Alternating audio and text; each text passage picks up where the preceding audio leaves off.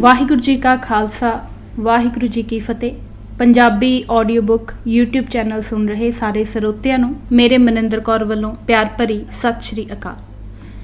ਅੱਜ ਅਸੀਂ ਕਿਤਾਬ ਸ਼ੁਰੂ ਕਰਨ ਜਾ ਰਹੇ ਹਾਂ ਜਿਸ ਦਾ ਸਿਰਲੇਖ ਹੈ ਖਾਲਿਸਤਾਨ, ਉਸ ਦਾ ਸੰਕਲਪ ਅਤੇ ਪ੍ਰਣਾਲੀ ਅਤੇ ਲੇਖਕ ਹਨ ਅਤਿੰਦਰਪਾਲ ਸਿੰਘ ਖਾਲਿਸਤਾਨੀ। ਸ਼ੁਰੂ ਕਰਦੇ ਹਾਂ ਭੂਮਿਕਾ ਤੋਂ। ਸਤਿਕਾਰਯੋਗ ਪਾਠਕ ਜੀਓ, ਵਾਹਿਗੁਰੂ ਜੀ का ਖਾਲਸਾ ਵਾਹਿਗੁਰੂ जी की फतेह। ਅਸੀਂ ਸਿੱਖ ਖਾਲਿਸਤਾਨੀ ਹਾਂ।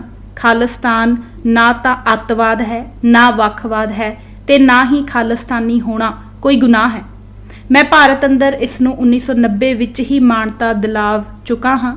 ਖਾਲਿਸਤਾਨ ਇੱਕ ਰਾਜਨੀਤਿਕ ਪ੍ਰਣਾਲੀ ਅਤੇ ਵਾਦ ਅਰਥਾਤ ਫਲਸਫਾ ਹੈ ਜਿਸ ਨੂੰ ਲਾਗੂ ਕਰਵਾਉਣ ਹਿੱਤ ਇੱਕ ਖਿੱਤੇ ਦੀ ਲੋੜ ਹੈ। ਪੰਜਾਬ ਵਿੱਚੋਂ ਇਹ ਜਨਮਿਆ ਹੈ ਤੇ ਪੰਜਾਬ ਦੀ ਇਹ ਜੀਓਪੋਲਿਟਿਕਸ ਦੀ ਪੱਧਤੀ ਹੈ, ਫਿਰ ਵੀ ਲੋਕ ਇਸ ਤੋਂ ਡਰਦੇ ਹਨ। ਜੀ ਹਾਂ, ਇਹ ਡਰ ਖਤਮ ਕਰਨ ਹਿੱਤ ਹੀ ਮੈਂ ਇਸ ਪੁਸਤਕ ਦੇ ਰੂਪ ਵਿੱਚ ਹਾਜ਼ਰ ਹਾਂ। ਅਸੀਂ ਪੰਜਾਬ ਦੀ ਧਰਤੀ ਤੋਂ ਵੈਰ ਵਿਰੋਧ ਮਿਟਾਉਣ ਲਈ ਆਪ ਦੇ ਦਰ ਤੇ ਹਾਜ਼ਰ ਹਾਂ। ਸਾਡੇ ਵੀ ਘਰਾਂ ਵਿੱਚ ਪਿੱਛੇ ਉਡੀਕਵਾਨ ਹਨ, ਪਰ ਅਸੀਂ ਆਪਣੀ ਜ਼ਿੰਮੇਵਾਰੀ ਨਿਭਾਉਣ ਲਈ ਸਭ ਕੁਝ ਤਿਆਗ ਕੇ ਤੁਰੇ ਹਾਂ। ਸਿੱਖ ਕੌਮ ਅਤੇ ਪੰਜਾਬ ਨੇ 1947 ਤੋਂ ਪਹਿਲਾਂ ਤੋਂ ਲੈ ਕੇ ਹੁਣ ਤੱਕ ਆਪਣੇ ਪਿੰਡੇ ਤੇ ਬਹੁਤ ਕੁਝ ਹੰਢਾਇਆ ਹੈ। ਬਹੁਤ ਕੁਝ ਗਲਤ ਹੋਇਆ ਹੈ ਤੇ ਬਹੁਤ ਕੁਝ ਨਿਰੰਤਰ ਗਲਤ ਹੋ ਰਿਹਾ ਹੈ। ਸੱਤਾ ਤੋਂ ਲੈ ਕੇ ਪ੍ਰਜਾ ਤੱਕ, ਮੰਤਰੀ ਤੋਂ ਲੈ ਕੇ ਪ੍ਰਸ਼ਾਸਨ ਤੱਕ ਹਰ ਕੋਈ ਨਮੋਸ਼ੀ ਵਿੱਚ ਗਲਤ ਦਰ ਗਲਤ ਕਰਦਾ ਹੀ ਚਲਾ ਆ ਰਿਹਾ ਹੈ।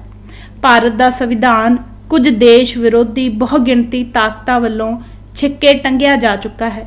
ਦੂਜੇ ਬੰਨੇ ਸਿੱਖ ਲੀਡਰਾਂ ਵੱਲੋਂ ਵੀ ਪੰਥ ਦੇ ਨਾਮ ਤੇ ਤੁਹਾਥੋਂ ਬਹੁਤ ਕੁਝ ਲਿਆ ਗਿਆ ਹੈ। ਪੀਰ ਪੰਥ ਨੇ ਖੱਟਿਆ ਕੀ ਹੈ, ਅਸੀਂ ਤੁਹਾਡੇ ਸਹਿਯੋਗ ਨਾਲ ਇਹ ਵਿਚਾਰਨ ਤੁਰੇ ਹਾਂ।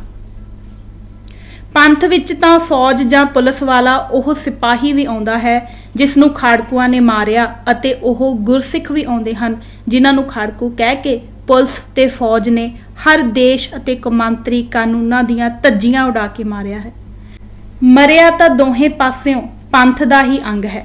ਜਿਨ੍ਹਾਂ ਨੂੰ ਗੱਦਾਰ ਕਹਿ ਕੇ ਮਾਰਿਆ ਗਿਆ ਜਾਂ ਅੱਤਵਾਦੀ ਕਹਿ ਕੇ ਮਾਰਿਆ ਗਿਆ, ਉਹ ਸਭ ਵੀ ਤਾਂ ਪੰਥ ਦਾ ਹੀ ਹਿੱਸਾ ਸਨ, ਜਿਨ੍ਹਾਂ ਦੀ ਸਮੂਹਕ ਪਹਿਚਾਣ ਸਦਕਾ ਹੀ ਪੰਜਾਬ ਜਿਉਂਦਾ ਹੈ।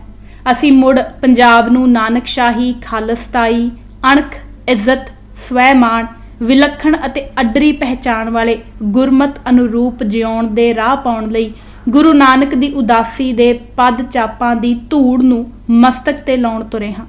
ਅਸੀਂ ਸਿੱਖੀ ਦੀ ਜੋਤ ਨੂੰ ਘਰ ਘਰ ਪਹੁੰਚਾਉਣ ਤੁਰੇ ਹਾਂ।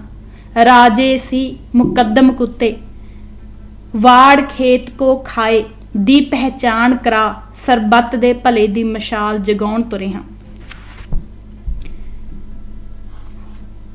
ਭੈਣੇ ਉਹ ਵੀਰਾ, ਮੇਰੇ ਬਜ਼ੁਰਗ ਜੀਓ, ਅਸੀਂ ਵੀ ਤੇਰੇ ਹੀ ਵਿਹੜੇ ਵਿੱਚ ਖੇਡਦੇ ਪਲਦੇ, ਤੇਰੀ ਹੀ ਬੁੱਕਲ ਦਾ ਆਨੰਦ ਤੇ ਨਿੱਘ ਮਾਣਦੇ, ਮੱਲ ਅਖਾੜੇ ਵਿੱਚ ਤੇਰੇ ਹੀ ਖਾਦੇ ਲੂਣ ਦਾ ਹੱਕ ਚੁਕਾਉਣ ਤੁਰੇ ਹਾਂ।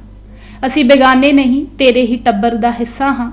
ਮਾਏ ਤੇਰੇ ਹੀ ਪੰਥ ਦੇ ਜਾਏ ਪੁੱਤ ਹਾਂ। ਅਸੀਂ ਪੰਜਾਬ ਦੀ ਧਰਤੀ ਨੂੰ ਲੋਕ ਮਤ ਦੀ ਵੋਟ ਦੀ ਤਾਕਤ ਰਾਹੀਂ ਖਾਲਿਸਤਾਨ ਬਣਾਉਣ ਤੁਰੇ ਹਾਂ। ਕਿਉਂ ਅਤੇ ਕਿਵੇਂ, ਇਸੇ ਦਾ ਖੁਲਾਸਾ ਕਰਦੀ ਹੈ ਹੱਥਲੀ ਪੁਸਤਕ।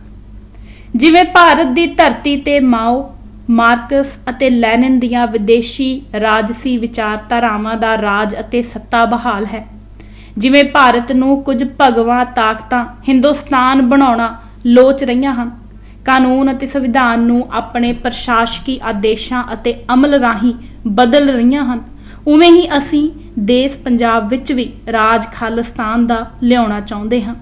ਇਸ ਦੀ ਆਗਿਆ ਸਿੱਖਾਂ ਨੂੰ ਵੀ ਸੰਵਿਧਾਨ ਉਵੇਂ ਹੀ ਦਿੰਦਾ ਹੈ ਜਿਵੇਂ ਹਿੰਦੂ ਜਾਂ ਖੱਬੂਆਂ ਨੂੰ ਦਿੰਦਾ ਹੈ। ਇਸ ਦੀ ਕੀ ਲੋੜ ਹੈ ਅਤੇ ਕਿਹੋ ਜਿਹਾ ਹੋਵੇਗਾ ਇਹ ਖਾਲਿਸਤਾਨ, ਇਸੇ ਦਾ ਜਵਾਬ ਲੈ ਕੇ ਪੁਸਤਕ ਰੂਪ ਵਿੱਚ ਹਾਜ਼ਰ ਹਾਂ। ਮੈਂ ਸਿੱਖ ਸੰਕਲਪ ਦੀ ਸਿਧਾਂਤਕ ਬਣਤਰ ਨਾਲ ਸਮਝੌਤਾ ਨਹੀਂ ਕਰ ਸਕਦਾ ਅਤੇ ਨਾ ਹੀ ਕਿਸੇ ਨੂੰ ਇੰਜ ਕਰਨ ਦੀ ਆਗਿਆ ਜਾਂ ਛੂਟ ਹੀ ਦੇ ਸਕਦਾ ਹਾਂ। ਅਜਿਹਾ ਕਰਨਾ ਤਾਂ ਮੌਤ ਹੈ। ਮੇਰਾ ਅਟੁੱਟ ਨਿਸ਼ਚਾ ਅਤੇ ਮੰਜ਼ਿਲ ਖਾਲਿਸਤਾਨ ਹੈ। ਜਦੋਂ ਵੀ ਇਸ ਨਾਲ ਦਗਾ ਕੀਤਾ ਜਾਂਦਾ ਹੈ ਤਾਂ ਮੈਂ ਬਰਦਾਸ਼ਤ ਨਹੀਂ ਕਰ ਪਾਉਂਦਾ। ਮੈਂ ਉਸ ਦਗਾਬਾਜ਼ੀ ਦੇ ਖਿਲਾਫ ਆਵਾਜ਼ ਬੁਲੰਦ ਕਰਦਾ ਹਾਂ। ਮੇਰਾ ਮੰਨਣਾ ਹੈ ਕਿ ਨਿੱਜ ਸਵਾਰਥਾਂ ਦੀ ਪੂਰਤੀ ਲਈ ਖਾਲਿਸਤਾਨ ਦੇ ਵਿਰੁੱਧ ਜਾਂ ਪੰਥ ਵਿਰੋਧੀ ਹੁੰਦੇ ਕੰਮਾਂ ਮੌਕੇ ਤੇ ਚੁੱਪ ਕਰ ਜਾਣਾ ਜਾਂ ਦੜ ਵੱਟ ਲੈਣਾ ਜਾਂ ਆਪਣੀਆਂ ਦਗਾਬਾਜ਼ੀਆਂ ਨੂੰ ਪੰਥਕ ਏਕਤਾ ਦੀਆਂ ਮਜਬੂਰੀਆਂ ਬਣਾ ਕੇ ਪੇਸ਼ ਕਰਨਾ ਕੌਮੀ ਧਰੋਹ ਹੁੰਦਾ ਹੈ। ਸਭ ਨਾਲ ਬਣਾ ਕੇ ਰੱਖਣੀ ਚਾਹੀਦੀ ਹੈ। ਵਰਗੇ ਵਿਚਾਰਾਂ ਰਾਹੀਂ ਆਚਰਣਹੀਣਤਾ, ਗੱਦਾਰੀ ਜਾਂ ਪੰਥ ਮਾਰੂ ਵਾਲੀ ਸੋਚ ਤੇ ਨੀਤੀ ਨੂੰ ਸਮਝਦੇ ਹੋਏ ਵੀ ਅਸੀਂ ਕੀ ਲੈਣਾ ਜਾਂ ਕੀ ਕਰ ਸਕਦੇ ਹਾਂ ਵਾਲੀ ਸੋਚ ਤੇ ਤੁਰਨਾ ਸਰਾਸਰ ਧੋਖਾ ਅਤੇ ਗੱਦਾਰੀ ਹੁੰਦਾ ਹੈ। ਅਜਿਹੇ ਧੋਖੇਬਾਜ਼ਾਂ ਤੋਂ ਖਹਿੜਾ ਛੁਡਾਏ ਬਿਨਾ ਪੰਥ ਦਾ ਕੁਝ ਨਹੀਂ ਬਣਨਾ। ਅਜਿਹੀ ਕਿਰਦਾਰਹੀਣਤਾ ਅਤੇ ਆਚਰਣਕ ਵਿਵਹਾਰ ਵਿੱਚੋਂ ਸਿੱਖ ਨੂੰ ਬਾਹਰ ਨਿਕਲਣਾ ਹੀ ਪੈਣਾ ਹੈ।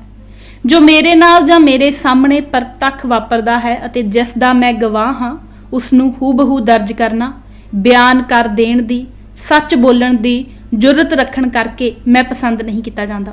ਅਜਿਹੇ ਬਾਕੀ ਦੇ ਗਵਾਹ ਅਤੇ ਲੋਕ ਸਮਝਦੇ ਹਨ ਕਿ ਮੈਂ ਉਹਨਾਂ ਦੇ ਖਿਲਾਫ ਹਾਂ, ਪਰ ਅਜਿਹਾ ਨਾ ਕਦੇ ਰਿਹਾ ਹੈ ਤੇ ਨਾ ਕਦੇ ਰਹੇਗਾ। ਮੈਂ ਕਿਸੇ ਪ੍ਰਤੀ ਵੀ ਵੈਰ ਭਾਵ ਜਾਂ ਵਿਅਕਤੀਗਤ ਕਾਰਨਾਂ ਕਰਕੇ ਵਿਰੋਧ ਭਾਵ ਨਹੀਂ ਰੱਖਦਾ ਹਾਂ। ਫਿਰ ਵੀ ਜੇ ਕੋਈ ਸਮਝਦਾ ਹੈ ਕਿ ਮੈਂ ਉਸ ਦਾ ਵਿਰੋਧ ਕਰਦਾ ਹਾਂ ਤਾਂ ਇਹ ਉਸ ਦਾ ਦੋਸ਼ ਹੁੰਦੇ ਹੋਏ ਵੀ ਇਸ ਲਈ ਮੈਂ ਆਪਣੇ ਤੌਰ ਤੇ ਖਿਮਾ ਦਾ ਪ੍ਰਾਰਥੀ ਹਾਂ। ਅਦਿੱਖ ਦੁਸ਼ਮਣ ਤਾਕਤਾਂ ਜੋ ਮੇਰੇ ਖਿਲਾਫ ਹਮੇਸ਼ਾ ਹੀ ਸਰਗਰਮ ਰਹਿੰਦੀਆਂ ਹਨ ਅਤੇ ਜਿਨ੍ਹਾਂ ਮੈਨੂੰ ਆਰਥਿਕ ਤੌਰ ਤੇ ਹੀ ਨਹੀਂ ਸਗੋਂ ਕੌਮੀ ਵਿਸ਼ਵਾਸ ਅਤੇ ਭਰੋਸੇ ਦੇ ਪੱਧਰ ਤੇ ਵੀ ਮਾਰ ਮੁਕਾਉਣ ਦੀ ਹਰ ਕੋਸ਼ਿਸ਼ ਕੀਤੀ ਹੈ, ਹੁਣ ਉਹ ਅਦਿੱਖ ਵੀ ਨਹੀਂ ਰਹੀਆਂ ਹਨ। ਇਸ ਵਡੇਰੀ ਸਾਜ਼ਿਸ਼ ਤੋਂ ਪੂਰੀ ਤਰ੍ਹਾਂ ਨਕਾਬ ਉਦੋਂ ਉਤਰ ਜਾਂਦਾ ਹੈ ਜਦੋਂ ਇਹ ਤਾਕਤਾਂ ਆਪ ਕਈ ਤਰ੍ਹਾਂ ਦੇ ਭੰਡੀ ਪ੍ਰਚਾਰ ਵਿੱਚ ਅਦਿੱਖ ਤਾਕਤ ਦੀ ਸ਼ਹਿ ਤੇ ਲਗਾਤਾਰ ਲੱਗੀਆਂ ਰਹਿੰਦੀਆਂ ਹਨ।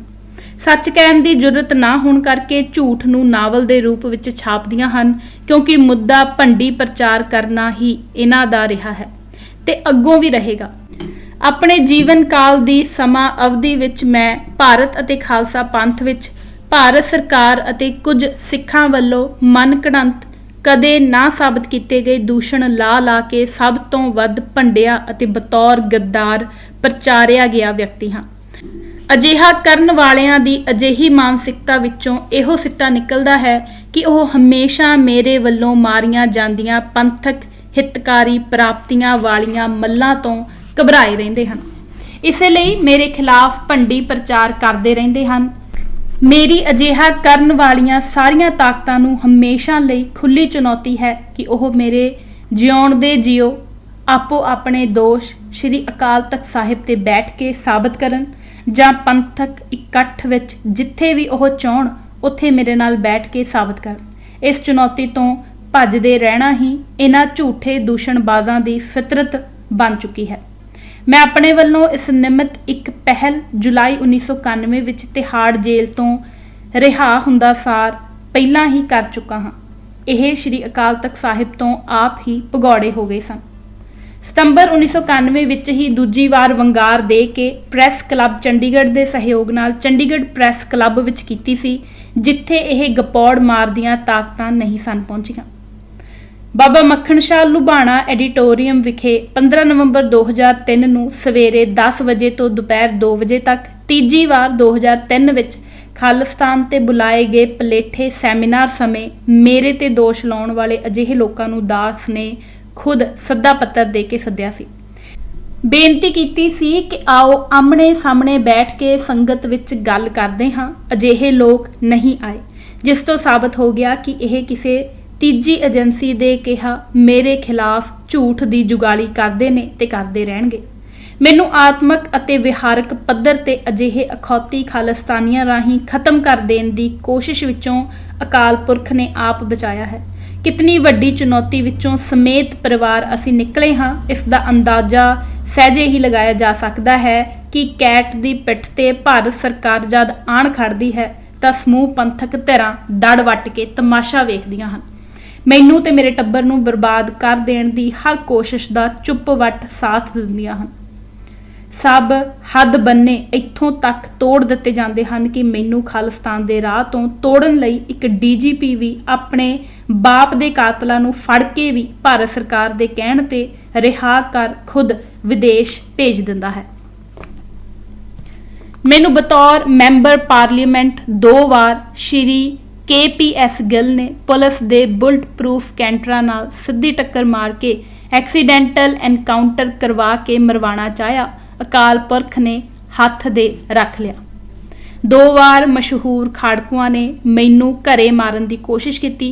जद उन्होंने मेरे ते अपनी बंदूक रखी तो साथियों समेत उन्होंने नप लिया। जिन्हां ने इन्हां नूं मारन भेजिया सी उन्हां दे ही घरी निहत्थे करके छड्ड के आए। एक बार लंघ पिंड विच फैडरेशनियां ते खाड़कुआं ने मेरे नाल मीटिंग रख के मैनू मारन दा प्लान बनाया, जो अकाल पुरख ने सिरे ना चढ़न दिता।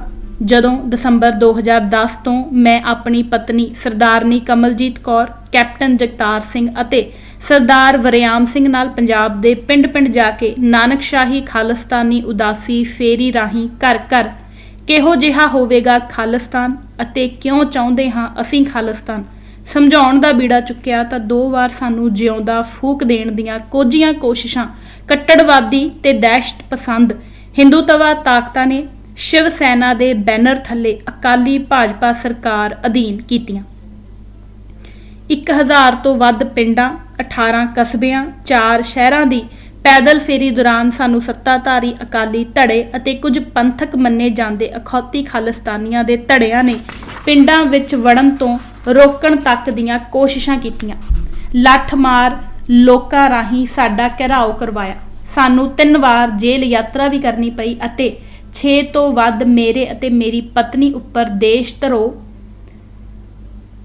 फिरका वाराना अशांति फैलाउण अते 120B दे केस भी दायर होए। इन्हां सारियां ही दुश्मन हमलावर कोशिशां नूं मेरे सतगुरु जी ने आप नाकामयाब करके पिछलियां 3.5 सदियां विच पहली नानकशाही खालिस्तानी फेरी करन दी सानू कामयाबी बख्शिश कीती।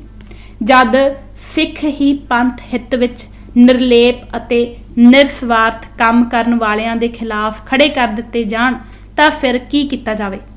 अपने पल्ले तो खर्च करके काम कर रहे सिख दे खिलाफ सिख दिख वाला अते पिंड दा मोहतबर पंच सरपंच ही मारू काम करदा है तां बहुत ज़्यादा अफसोस हुंदा है। असीं भारत सरकार नूं उसदी दुश्मनाना सोच ਅਤੇ ਵਿਹਾਰ ਨੂੰ ਬਹੁ ਗਿਣਤੀ ਦੀਆਂ ਸਿਆਸੀ ਸਮਾਜੀ ਤੇ ਧਾਰਮਿਕ ਤਾਕਤਾਂ ਨੂੰ ਤਾਂ ਹਾਰ ਦੇ ਦਿੱਤੀ ਹੈ, ਪਰ ਹੁਣ ਸਾਡੇ ਖਿਲਾਫ ਸਿੱਖ ਦਿੱਖ ਵਾਲੇ ਦੁਸ਼ਮਣਾਂ ਨੂੰ ਹੀ ਵਰਤਨ ਦਾ ਦੌਰ ਆਰੰਭ ਕੀਤਾ ਜਾ ਚੁੱਕਾ ਹੈ। ਇਹ ਪੰਥ ਹਿਤੈਸ਼ੀ ਤਾਕਤਾਂ ਅਤੇ ਖਾਲਿਸਤਾਨੀਆਂ ਵਿਚਲੀ ਘੁਸਪੈਠ ਰਾਹੀਂ ਖਾਲਿਸਤਾਨ ਦੇ ਵਿਰੋਧ ਵਿੱਚ ਖੜਨ ਅਤੇ ਕੰਮ ਕਰਨ ਦੀ ਸਭ ਤੋਂ ਸੱਜਰੀ ਤੇ ਸਭ ਤੋਂ ਵੱਡੀ ਮਿਸਾਲ ਸਾਹਮਣੇ ਆਈ ਹੈ, ਜੋ ਸੰਘਰਸ਼ ਚਲਾ ਰਹੀਆਂ ਜਥੇਬੰਦੀਆਂ ਤੋਂ ਆਪਣੇ ਰਵੱਈਏ ਦੜ ਵੱਟ ਜ਼ਮਾਨਾ ਕੱਟ ਦੇ ਅਮਲ ਤੋਂ ਮੁਕਤ ਹੋਣ ਦੀ ਮੰਗ ਕਰਦੀ ਹੈ। ਮੇਰੇ ਸਮੁੱਚੇ ਟੱਬਰ ਦੀ ਇਹ ਖਾਲਿਸਤਾਨ ਲਈ ਉਹ ਕੁਰਬਾਨੀ ਹੈ ਜਿਸ ਨੂੰ ਮੇਰੇ ਸਤਿਗੁਰੂ ਨੇ ਸਵੀਕਾਰ ਕਰਕੇ ਸਾਨੂੰ ਸੰਘਰਸ਼ਸ਼ੀਲ ਬਣਾਈ ਰੱਖਿਆ ਅਤੇ ਅਕਾਲ ਪੁਰਖ ਦੂਣ ਸਵਾਈ ਤਾਕਤ ਸਾਧਨ ਚੇਤਨਾ ਦੇ ਕੇ ਹਮੇਸ਼ਾ ਪੰਥਕ ਹਿਤਕਾਰੀ ਪ੍ਰਾਪਤੀ ਕਰਨ ਦੀ ਸਮਰੱਥਾ ਦਿੰਦਾ ਚਲਾ ਆ ਰਿਹਾ ਹੈ। नहीं तो कदे सोचो कि मेरे वर्गे एक उस परिवार का की बनता जो जिंदगी विच 4 वार मुकम्मल 0 सिफर हो के सड़क ते आ गया ते फिर बिना किसी भी साधन तो मुड़ आर्थिक अते समाजिक तौर ते अकाल पुरख वल्लों खड़ा कर स्थापित कर दिता जाता है। निजी तौर ते मेरे टब्बर ने खालिस्तान निमित अणगिणत इम्तिहान दिते हैं। गुरु ग्रंथ साहिब गुरु पंथ साहिब जी की अपार किरपा सदका अकाल पुरख जी ने सानू इन्हां इम्तिहानां विचों मुख उज्जल करके अपने गल लाई रखिया है। अजिही मेहर तो बिना इतने कैड़े इम्तिहानां अते हालातां विचों निकलना बंदे लई बहुत मुश्किल हुंदा है। हर सट्ट दा असर तां मनुख दे दिलो दिमाग अते सुरत ते चेतना ते पैंदा ही पैंदा है। एक अकाल पुरख अते दूजा सतगुरु गुरु ग्रंथ साहिब जी ही हन जिहड़े अजिही हालत विचले मनुख नूं अपनी किरपा नाल निर्लेप निरभै निरपक्ष अते अटुट अटल रखदे हन। यह किरपा सतगुरु गुरु ग्रंथ साहिब जी की सिੱਖੀ सेवकी वाली संगत राही दास दे टब्बर ते हमेशा बनी रही है। दुनियावी तौर ते नहीं तां किवें संभव सी कि पूरे खानदान विचला इकल्ला पुत्र होण दे नाते जदों दुनियावी मां जेल तो बाहर आउंदे सार यह सवाल पा देवे कि जां तां ਮਾਂ ਨੂੰ ਚੁਣ ਲੈ ਜਾਂ ਖਾਲਿਸਤਾਨ ਨੂੰ। ਤੇ ਦਾਸ ਸਿੰਘਣੀ ਅਤੇ ਆਪਣੀਆਂ 2 ਧੀਆਂ, ਇੱਕ 3 ਸਾਲ ਤੇ ਦੂਜੀ ਕੁਝ ਮਹੀਨਿਆਂ ਦੀ ਨਾਲ ਖਾਲਿਸਤਾਨ ਨੂੰ ਚੁਣਨ ਦਾ ਐਲਾਨ ਕਰਦਾ ਹੈ। ਉਸ ਨੂੰ ਸਿਰਫ ਕੱਪੜੇ ਚੁੱਕਣ ਦੀ ਇਜਾਜ਼ਤ ਨਾਲ ਰਾਤ ਨੂੰ ਘਰੋਂ ਬਾਹਰ ਇਹ ਕਹਿ ਕੇ ਕੱਢ ਦਿੱਤਾ ਜਾਂਦਾ ਹੈ ਕਿ ਮੁੜ ਪਰਤੀ ਨਾ ਤੇ ਮੇਰਾ ਮੋਈ ਦਾ ਮੂੰਹ ਵੀ ਨਾ ਵੇਖੀ। ਦਾਸ ਰਿਕਸ਼ਾ ਤੇ ਬੈਠ ਕੇ ਬਤੌਰ ਸਾਬਕਾ ਮੈਂਬਰ ਪਾਰਲੀਮੈਂਟ ਪਟਿਆਲਾ ਵਿੱਚ ਖਾਨਾ ਬਦੋਸ਼ ਬਣ ਦੋਸਤ ਵੱਲ ਪਨਾਹ ਲੈਂਦਾ ਹੈ ਤੇ ਕਿਰਾਏ ਦੇ ਘਰ ਵਿੱਚ ਕੁਝ 100 ਰੁਪਏ ਜੋ ਜੇਬ ਵਿੱਚ ਹੁੰਦੇ ਹਨ ਲੈ ਕੇ ਸ਼ਿਫਟ ਹੋ ਜਾਂਦਾ ਹੈ। ਇੰਜ ਤੀਜੀ ਵਾਰ ਪਰ ਸਮੇਤ ਟੱਬਰ ਦੂਜੀ ਵਾਰ ਜ਼ਿੰਦਗੀ ਸਿਫਰ ਤੋਂ ਆਰੰਭਦਾ ਹੈ। ਪਹਿਲੀ ਵਾਰ ਉਹ ਸੀ ਜਦੋਂ ਜੂਨ 84 ਵਿੱਚ ਸਭ ਕੁਝ ਤਿਆਗ ਕੇ ਪੰਥ ਨਿਮਤ ਗੁਰੂ ਗ੍ਰੰਥ ਸਾਹਿਬ ਜੀ ਦੀ ਚਰਨੀ ਧਾ ਕੇ ਪਿਆ ਸਾਂ। ਦੂਜੀ ਵਾਰ ਜਦੋਂ ਤਿਹਾੜ ਜੇਲ੍ਹ ਤੋਂ ਜੁਲਾਈ 1990 ਨੂੰ ਰਿਹਾ ਹੋਇਆ ਸਾਂ ਤੇ ਸਿੰਘਣੀ ਸਰਦਾਰਨੀ ਕਮਲਜੀਤ ਕੌਰ ਬੱਚੀ ਗੁਰਾਂਜਲ ਕੌਰ ਨੂੰ ਨਾਲ ਲੈ ਕੇ ਸੜਕ ਤੇ ਜੇਲ੍ਹ ਤੋਂ ਬਾਹਰ ਮੇਰੇ ਸਵਾਗਤ ਲਈ ਮਾਂ ਬੇਟੀ ਇਕੱਲੀਆਂ ਖੜੀਆਂ ਸੀ। ਨਾ ਉਸਦੇ ਕੋਲ ਪੈਸੇ ਸਨ ਤੇ ਨਾ ਮੇਰੇ ਕੋਲ, ਤੇ ਇਸ ਸੰਸਾਰ ਵਿੱਚ ਬਿਨਾਂ ਪੈਸੇ ਜ਼ਿੰਦਗੀ ਬਸਰ ਕਰਨਾ ਨਾਮੁਮਕਿਨ ਜਿਹਾ ਹੁੰਦਾ ਹੈ। ਤੀਜੀ ਵਾਰ ਸੜਕ ਤੇ ਸਿਫਰ ਬਣ ਉਦੋਂ ਆ ਗਿਆ ਜਦੋਂ ਮਾਂ ਨੇ ਰਿਸ਼ਤਾ ਤੋੜ ਲਿਆ। ਯਕੀਨ ਜਾਣਿਆ ਜੇ 2019 ਵਿੱਚ ਮਾਤਾ ਅਕਾਲ ਪੁਰਖ ਦਾ ਭਾਣਾ ਸੱਤ ਕਰ ਗਈ ਤਾਂ ਦਾਸ ਨੇ ਸ਼ਮਸ਼ਾਨ ਘਾਟ ਵਿੱਚ ਪਤਨੀ ਅਤੇ ਭੈਣਾਂ ਦੇ ਕਹਿਣ ਤੇ ਵੀ ਮਾਤਾ ਦਾ ਮੂੰਹ ਨਹੀਂ ਵੇਖਿਆ, ਅਗਨੀ ਨਹੀਂ ਦਿੱਤੀ, ਕਿਉਂਕਿ ਮੈਂ ਤਾਂ ਗੁਰੂ ਗ੍ਰੰਥ ਗੁਰੂ ਪੰਥ ਸਾਹਿਬ ਜੀ ਦੀ ਬੁੱਕਲ ਬਹਿ ਕੇ ਖਾਲਿਸਤਾਨ ਨੂੰ ਚੁਣਿਆ ਸੀ ਤੇ ਕਿਵੇਂ ਮੁੜ ਸਕਦਾ ਸਾਂ। ਮੈਂ ਆਪਣੀ ਭੈਣ ਤੋਂ ਅਗਨੀ ਦਵਾਈ, ਪੁੱਤ ਹੋਣ ਦੇ ਸਾਰੇ ਫਰਜ਼ ਵੀ ਹਮੇਸ਼ਾ ਅਦਾ ਕੀਤੇ। ਸਭ ਰਿਸ਼ਤੇਦਾਰ ਸੰਬੰਧੀ ਚਲੇ ਗਏ। ਸਰਦਾਰਨੀ ਕਮਲਜੀਤ ਕੌਰ ਨਾਲ ਦਾਸ ਨੇ ਉਦੋਂ ਤੱਕ ਸ਼ਮਸ਼ਾਨ ਘਾਟ ਵਿੱਚ ਬੈਠ ਕੇ ਸ਼ਬਦ ਗੁਰੂ ਦੀ ਗੁਰਬਾਣੀ ਦਾ ਪਾਠ ਕੀਤਾ ਜਦ ਤੱਕ ਮਾਤਾ ਦਾ ਸਰੀਰ ਅਗਨ ਭੇਟ ਨਹੀਂ ਚੜ ਗਿਆ। ਉਸ ਤੋਂ ਬਾਅਦ ਅਸੀਂ ਘਰ ਪਰਤੇ। 2007 ਵਿੱਚ ਜਦੋਂ ਲੰਬੀ ਹਲਕੇ ਤੋਂ ਸਰਦਾਰ ਪ੍ਰਕਾਸ਼ ਸਿੰਘ ਬਾਦਲ ਦੇ ਖਿਲਾਫ ਸੰਸਾਰ ਵਿੱਚ ਪਹਿਲੀ ਵਾਰ ਖਾਲਿਸਤਾਨ ਨਿਮਤ ਤੁਸੀਂ ਮੈਨੂੰ ਵੋਟ ਦਿਓ, ਮੈਂ ਤੁਹਾਨੂੰ ਸ਼ਾਂਤਮਈ, ਸੰਵਿਧਾਨਕ ਅਤੇ ਵੋਟ ਸ਼ਕਤੀ ਨਾਲ ਪੰਜਾਬ ਵਿਧਾਨ ਸਭਾ ਰਾਹੀਂ ਖਾਲਿਸਤਾਨ ਲੈ ਕੇ ਦਿਆਂਗਾ ਦੇ ਨਿਸ਼ਾਨੇ ਲਈ ਚੋਣ ਲੜ ਕੇ ਵਿਖਾਈ। ਇਹ ਸੰਘਰਸ਼ ਦੇ ਸਹੀ ਲੀਹਾਂ ਵੱਲ ਮੋੜਾ ਦੇਣ ਦਾ ਪਹਿਲਾ ਕਾਮਯਾਬ ਯਤਨ ਸਾਬਤ ਹੋਇਆ। ਚੋਣ ਕਮਿਸ਼ਨ ਤੋਂ ਉਪਰੋਕਤ ਭਾਸ਼ਾ ਵਿਚਲਾ 2.5 ਲਾਈਨਾਂ ਦਾ ਮੈਨੀਫੈਸਟੋ ਪਾਸ ਕਰਵਾਇਆ। ਸ਼੍ਰੀ ਬਾਦਲ ਚੋਣ ਕਮਿਸ਼ਨ ਨੂੰ ਖਾਲਿਸਤਾਨ ਸੰਬੰਧੀ ਸ਼ਿਕਾਇਤ ਕੀਤੀ ਤੇ ਮੇਰੇ ਪੇਪਰ ਰੱਦ ਕਰਵਾਉਣੇ ਚਾਹੇ, ਪਰ ਉਹ ਕਾਮਯਾਬ ਨਹੀਂ ਹੋ ਸਕਿਆ। ਸ਼੍ਰੀ ਬਾਦਲ ਨੂੰ ਇਹ ਪਤਾ ਸੀ ਕਿ ਇਹ ਹੁਣ ਸੰਵਿਧਾਨਕ ਚੋਣ ਕਮਿਸ਼ਨ ਤੋਂ ਪਾਸ ਖਾਲਿਸਤਾਨ ਦੀ ਹੱਕੀ ਮੰਗ ਬਣ ਚੁੱਕਾ ਹੈ। ਇਸ ਦੇ ਬਾਵਜੂਦ 2007 ਵਿੱਚ ਚੁਣੇ ਜਾਣ ਤੋਂ ਬਾਅਦ ਉਸਨੇ ਸਭ ਤੋਂ ਪਹਿਲਾਂ ਦਾਸ ਤੇ ਖਾਲਿਸਤਾਨ ਮੰਗਣ ਵਾਲਾ ਦੇਸ਼ ਦਰੋਹੀ, ਅੱਤਵਾਦੀ ਅਤੇ ਵੱਖਵਾਦੀ ਧਾਰਾਵਾਂ ਦੇ ਤਹਿਤ ਲੰਬੀ ਦੀ ਬਜਾਏ ਲੁਧਿਆਣਾ ਵਿੱਚ ਕੇਸ ਦਰਜ ਕਰਵਾਇਆ। ਮੇਰੇ ਵਪਾਰ ਨੂੰ ਤਹਿਸ ਨਹਿਸ ਕਰਾ ਦਿੱਤਾ ਤੇ ਮੈਂ ਫਿਰ ਸੜਕ ਤੇ ਆ ਗਿਆ। ਖਾਲਿਸਤਾਨੀ ਕਿਰਦਾਰ ਅਤੇ ਆਚਰਣ ਨਿਭਾਉਣ ਦੀ ਸਿੱਖ ਸਮਾਜ ਵੱਲੋਂ ਮਿਲ ਰਹੀਆਂ ਅਜਿਹੀਆਂ ਮਾਰੂ ਅਤੇ ਢਾਊ ਪ੍ਰਵਿਰਤੀ ਦੇ ਵਿਵਹਾਰਕ ਅਮਲ ਤੋਂ ਬਾਅਦ ਵੀ ਖਾਲਿਸਤਾਨ ਲਈ ਮੇਰੇ ਟੱਬਰ ਵੱਲੋਂ ਅਸਹਿ ਕਸ਼ਟਾਂ ਵਿੱਚ ਵੀ ਅਟੁੱਟ ਖੜੇ ਰਹਿ ਕੇ ਕਾਮਯਾਬ ਹੋ ਕੇ ਦਿਖਾਉਣਾ ਉਸ ਅਕਾਲ ਪੁਰਖ ਗੁਰੂ ਨਾਨਕ ਗੁਰੂ ਗੋਬਿੰਦ ਸਿੰਘ ਜੀ ਦੀ ਬਖਸ਼ਿਸ਼ ਸਦਕਾ ਹੀ ਸੰਭਵ ਹੈ।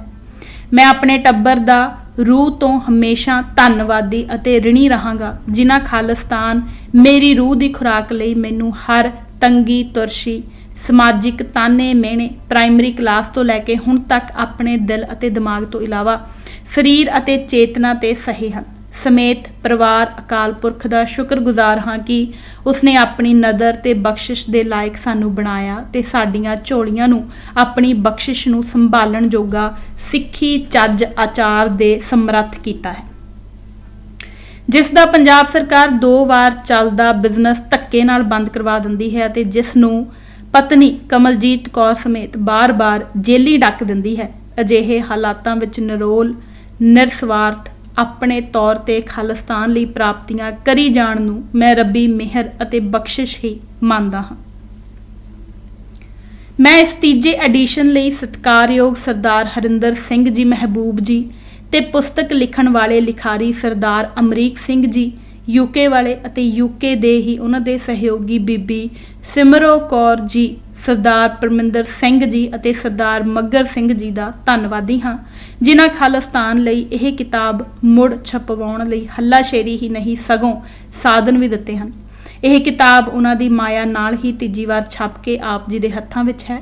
ਸਰਦਾਰ ਹਰਿੰਦਰ ਸਿੰਘ ਜੀ ਮਹਿਬੂਬ ਉਹ ਹਸਤੀ ਸਨ ਜਿਨ੍ਹਾਂ ਮੈਨੂੰ ਕਿਹਾ ਸੀ ਕਿ ਤੂੰ ਆਪਣੀ ਆਤਮ ਕਥਾ ਹੁਣੇ ਲਿਖ ਤੇ ਮੈਂ ਉਸ ਵਿੱਚ ਆਪਣੇ ਆਰੰਭਕ ਸ਼ਬਦ ਦਿਆਂਗਾ। ਉਹ ਆਪ ਤਾਂ ਅਕਾਲ ਪੁਰਖ ਪਾਸ ਜਾ ਬਿਰਾਜੇ, ਪਰ ਆਪਣੇ ਤੇ ਪੁਸਤਕ ਲਿਖਣ ਵਾਲਾ ਵੀਰ ਮੈਨੂੰ ਭੇਜ ਗਏ। ਧੰਨਵਾਦ। ਇਸ ਹੱਥਲੀ ਕਿਤਾਬ ਦਾ ਆਕਾਰ ਬਹੁਤ ਵੱਡਾ ਹੋ ਚੁੱਕਾ ਹੈ। ਮੇਰੇ ਕੁਝ ਦੋਸਤਾਂ ਅਤੇ ਉਹਨਾਂ ਸੂਝਵਾਨ ਪਾਠਕਾਂ ਨੇ ਜਿਨ੍ਹਾਂ ਨੂੰ ਛਪਣ ਤੋਂ ਪਹਿਲਾਂ ਮੈਂ ਇਹ ਕਿਤਾਬ ਪੜ੍ਹਾਈ ਹੈ ਅਤੇ ਰਾਏ ਲਈ ਹੈ, ਉਹਨਾਂ ਮੈਨੂੰ ਇਹ ਸਲਾਹ ਦਿੱਤੀ ਹੈ ਕਿ ਮੈਂ ਇਸ ਕਿਤਾਬ ਨੂੰ 2 ਭਾਗਾਂ ਵਿੱਚ ਵੰਡ ਕੇ ਛਾਪਾਂ, ਤਾਂ ਹੀ ਮੈਂ ਇਸ ਵਿਸ਼ੇ ਨਾਲ ਪੂਰਾ ਇਨਸਾਫ ਕਰ ਸਕਦਾ ਹਾਂ। ਉਹਨਾਂ ਨੂੰ ਇਹ ਵੀ ਡਰ ਹੈ ਕਿ ਇਤਨੀ ਵੱਡੀ ਆਕਾਰੀ ਪੁਸਤਕ ਜੋ ਇਤਨੀ ਅਹਿਮ ਹੈ ਕਿ ਹਰ ਇੱਕ ਸਿੱਖ ਨੂੰ ਅਵਸ਼ ਪੜ੍ਹਨੀ ਚਾਹੀਦੀ ਹੈ, ਮਹਿੰਗੀ ਹੋ ਜਾਣ ਕਰਕੇ ਸਭ ਦੀ ਖਰੀਦ ਸ਼ਕਤੀ ਤੋਂ ਬਾਹਰ ਹੋ ਜਾਵੇਗੀ। ਉਹਨਾਂ ਦੇ ਹੀ ਲਫ਼ਜ਼ਾਂ ਵਿੱਚ, ਜਿਹੜੇ ਲਫ਼ਜ਼ਾਂ ਵਿੱਚ ਬਹੁਤ ਜ਼ਿਆਦਾ ਵਜ਼ਨ ਹੈ। ਵੀਰ ਜੀ, ਪੰਥ ਵਿੱਚ ਕਿਤਾਬਾਂ ਵੀ ਧੜਿਆਂ ਦੇ ਮੁਤਾਬਕ ਵਿਕਦੀਆਂ ਤੇ ਪ੍ਰਚਾਰੀਆਂ ਜਾਂਦੀਆਂ ਹਨ। ਤੁਸੀਂ ਆਪਣਾ ਧੜਾ ਗੁਰੂ ਨਾਲ ਤੇ ਪੰਥ ਨਾਲ ਬਣਾਇਆ ਹੈ, ਇਸ ਲਈ ਕਿਤਾਬ ਦੀ ਕਿਸੇ ਵੀ ਸੰਸਥਾ, ਮੀਡੀਏ ਨੇ ਕੋਈ ਜਾਣਕਾਰੀ ਨਹੀਂ ਦੇਣੀ। ਤੁਹਾਡੇ ਲਈ ਵੇਚਣੀ ਵੀ ਔਖੀ ਹੋ ਜਾਣੀ ਹੈ। ਇਸ ਨੂੰ 2 ਭਾਗਾਂ ਵਿੱਚ ਛਾਪੋ ਤੇ ਪੂਰੇ ਵਿਸਥਾਰ ਨਾਲ ਛਾਪੋ। ਮੈਂ ਉਹਨਾਂ ਹਮਦਰਦਾਂ ਦੀ ਇਸ ਸਲਾਹ ਦੀ ਕਦਰ ਕਰਦਾ ਹਾਂ। ਇਸ ਵਿੱਚ ਹਾਲੇ ਵੀ ਵੱਡ ਆਕਾਰੀ ਹੋਣ ਦੇ ਬਾਵਜੂਦ ਸਭ ਕੁਝ ਸੰਖਿਪਤ ਵਿੱਚ ਹੀ ਹੈ ਜੋ ਮੈਂ ਪੰਥ ਗੁਰੂ ਦੇ ਚਰਨਾਂ ਵਿੱਚ ਅਰਪਣ ਕਰ ਰਿਹਾ ਹਾਂ। ਮੈਂ ਲਿਖਿਆ ਤਾਂ ਬਹੁਤ ਕੁਝ ਹੈ, ਪਰ ਮੈਨੂੰ ਨਹੀਂ ਪਤਾ ਕਿ ਲੋਕ ਇਸ ਤੋਂ ਅੱਗੇ ਇਸ ਖਿਆਲ ਅਤੇ ਵਿਚਾਰ ਨੂੰ ਹਕੀਕਤ ਵੱਲ ਲੈ ਕੇ ਜਾਣਗੇ ਜਾਂ ਨਹੀਂ।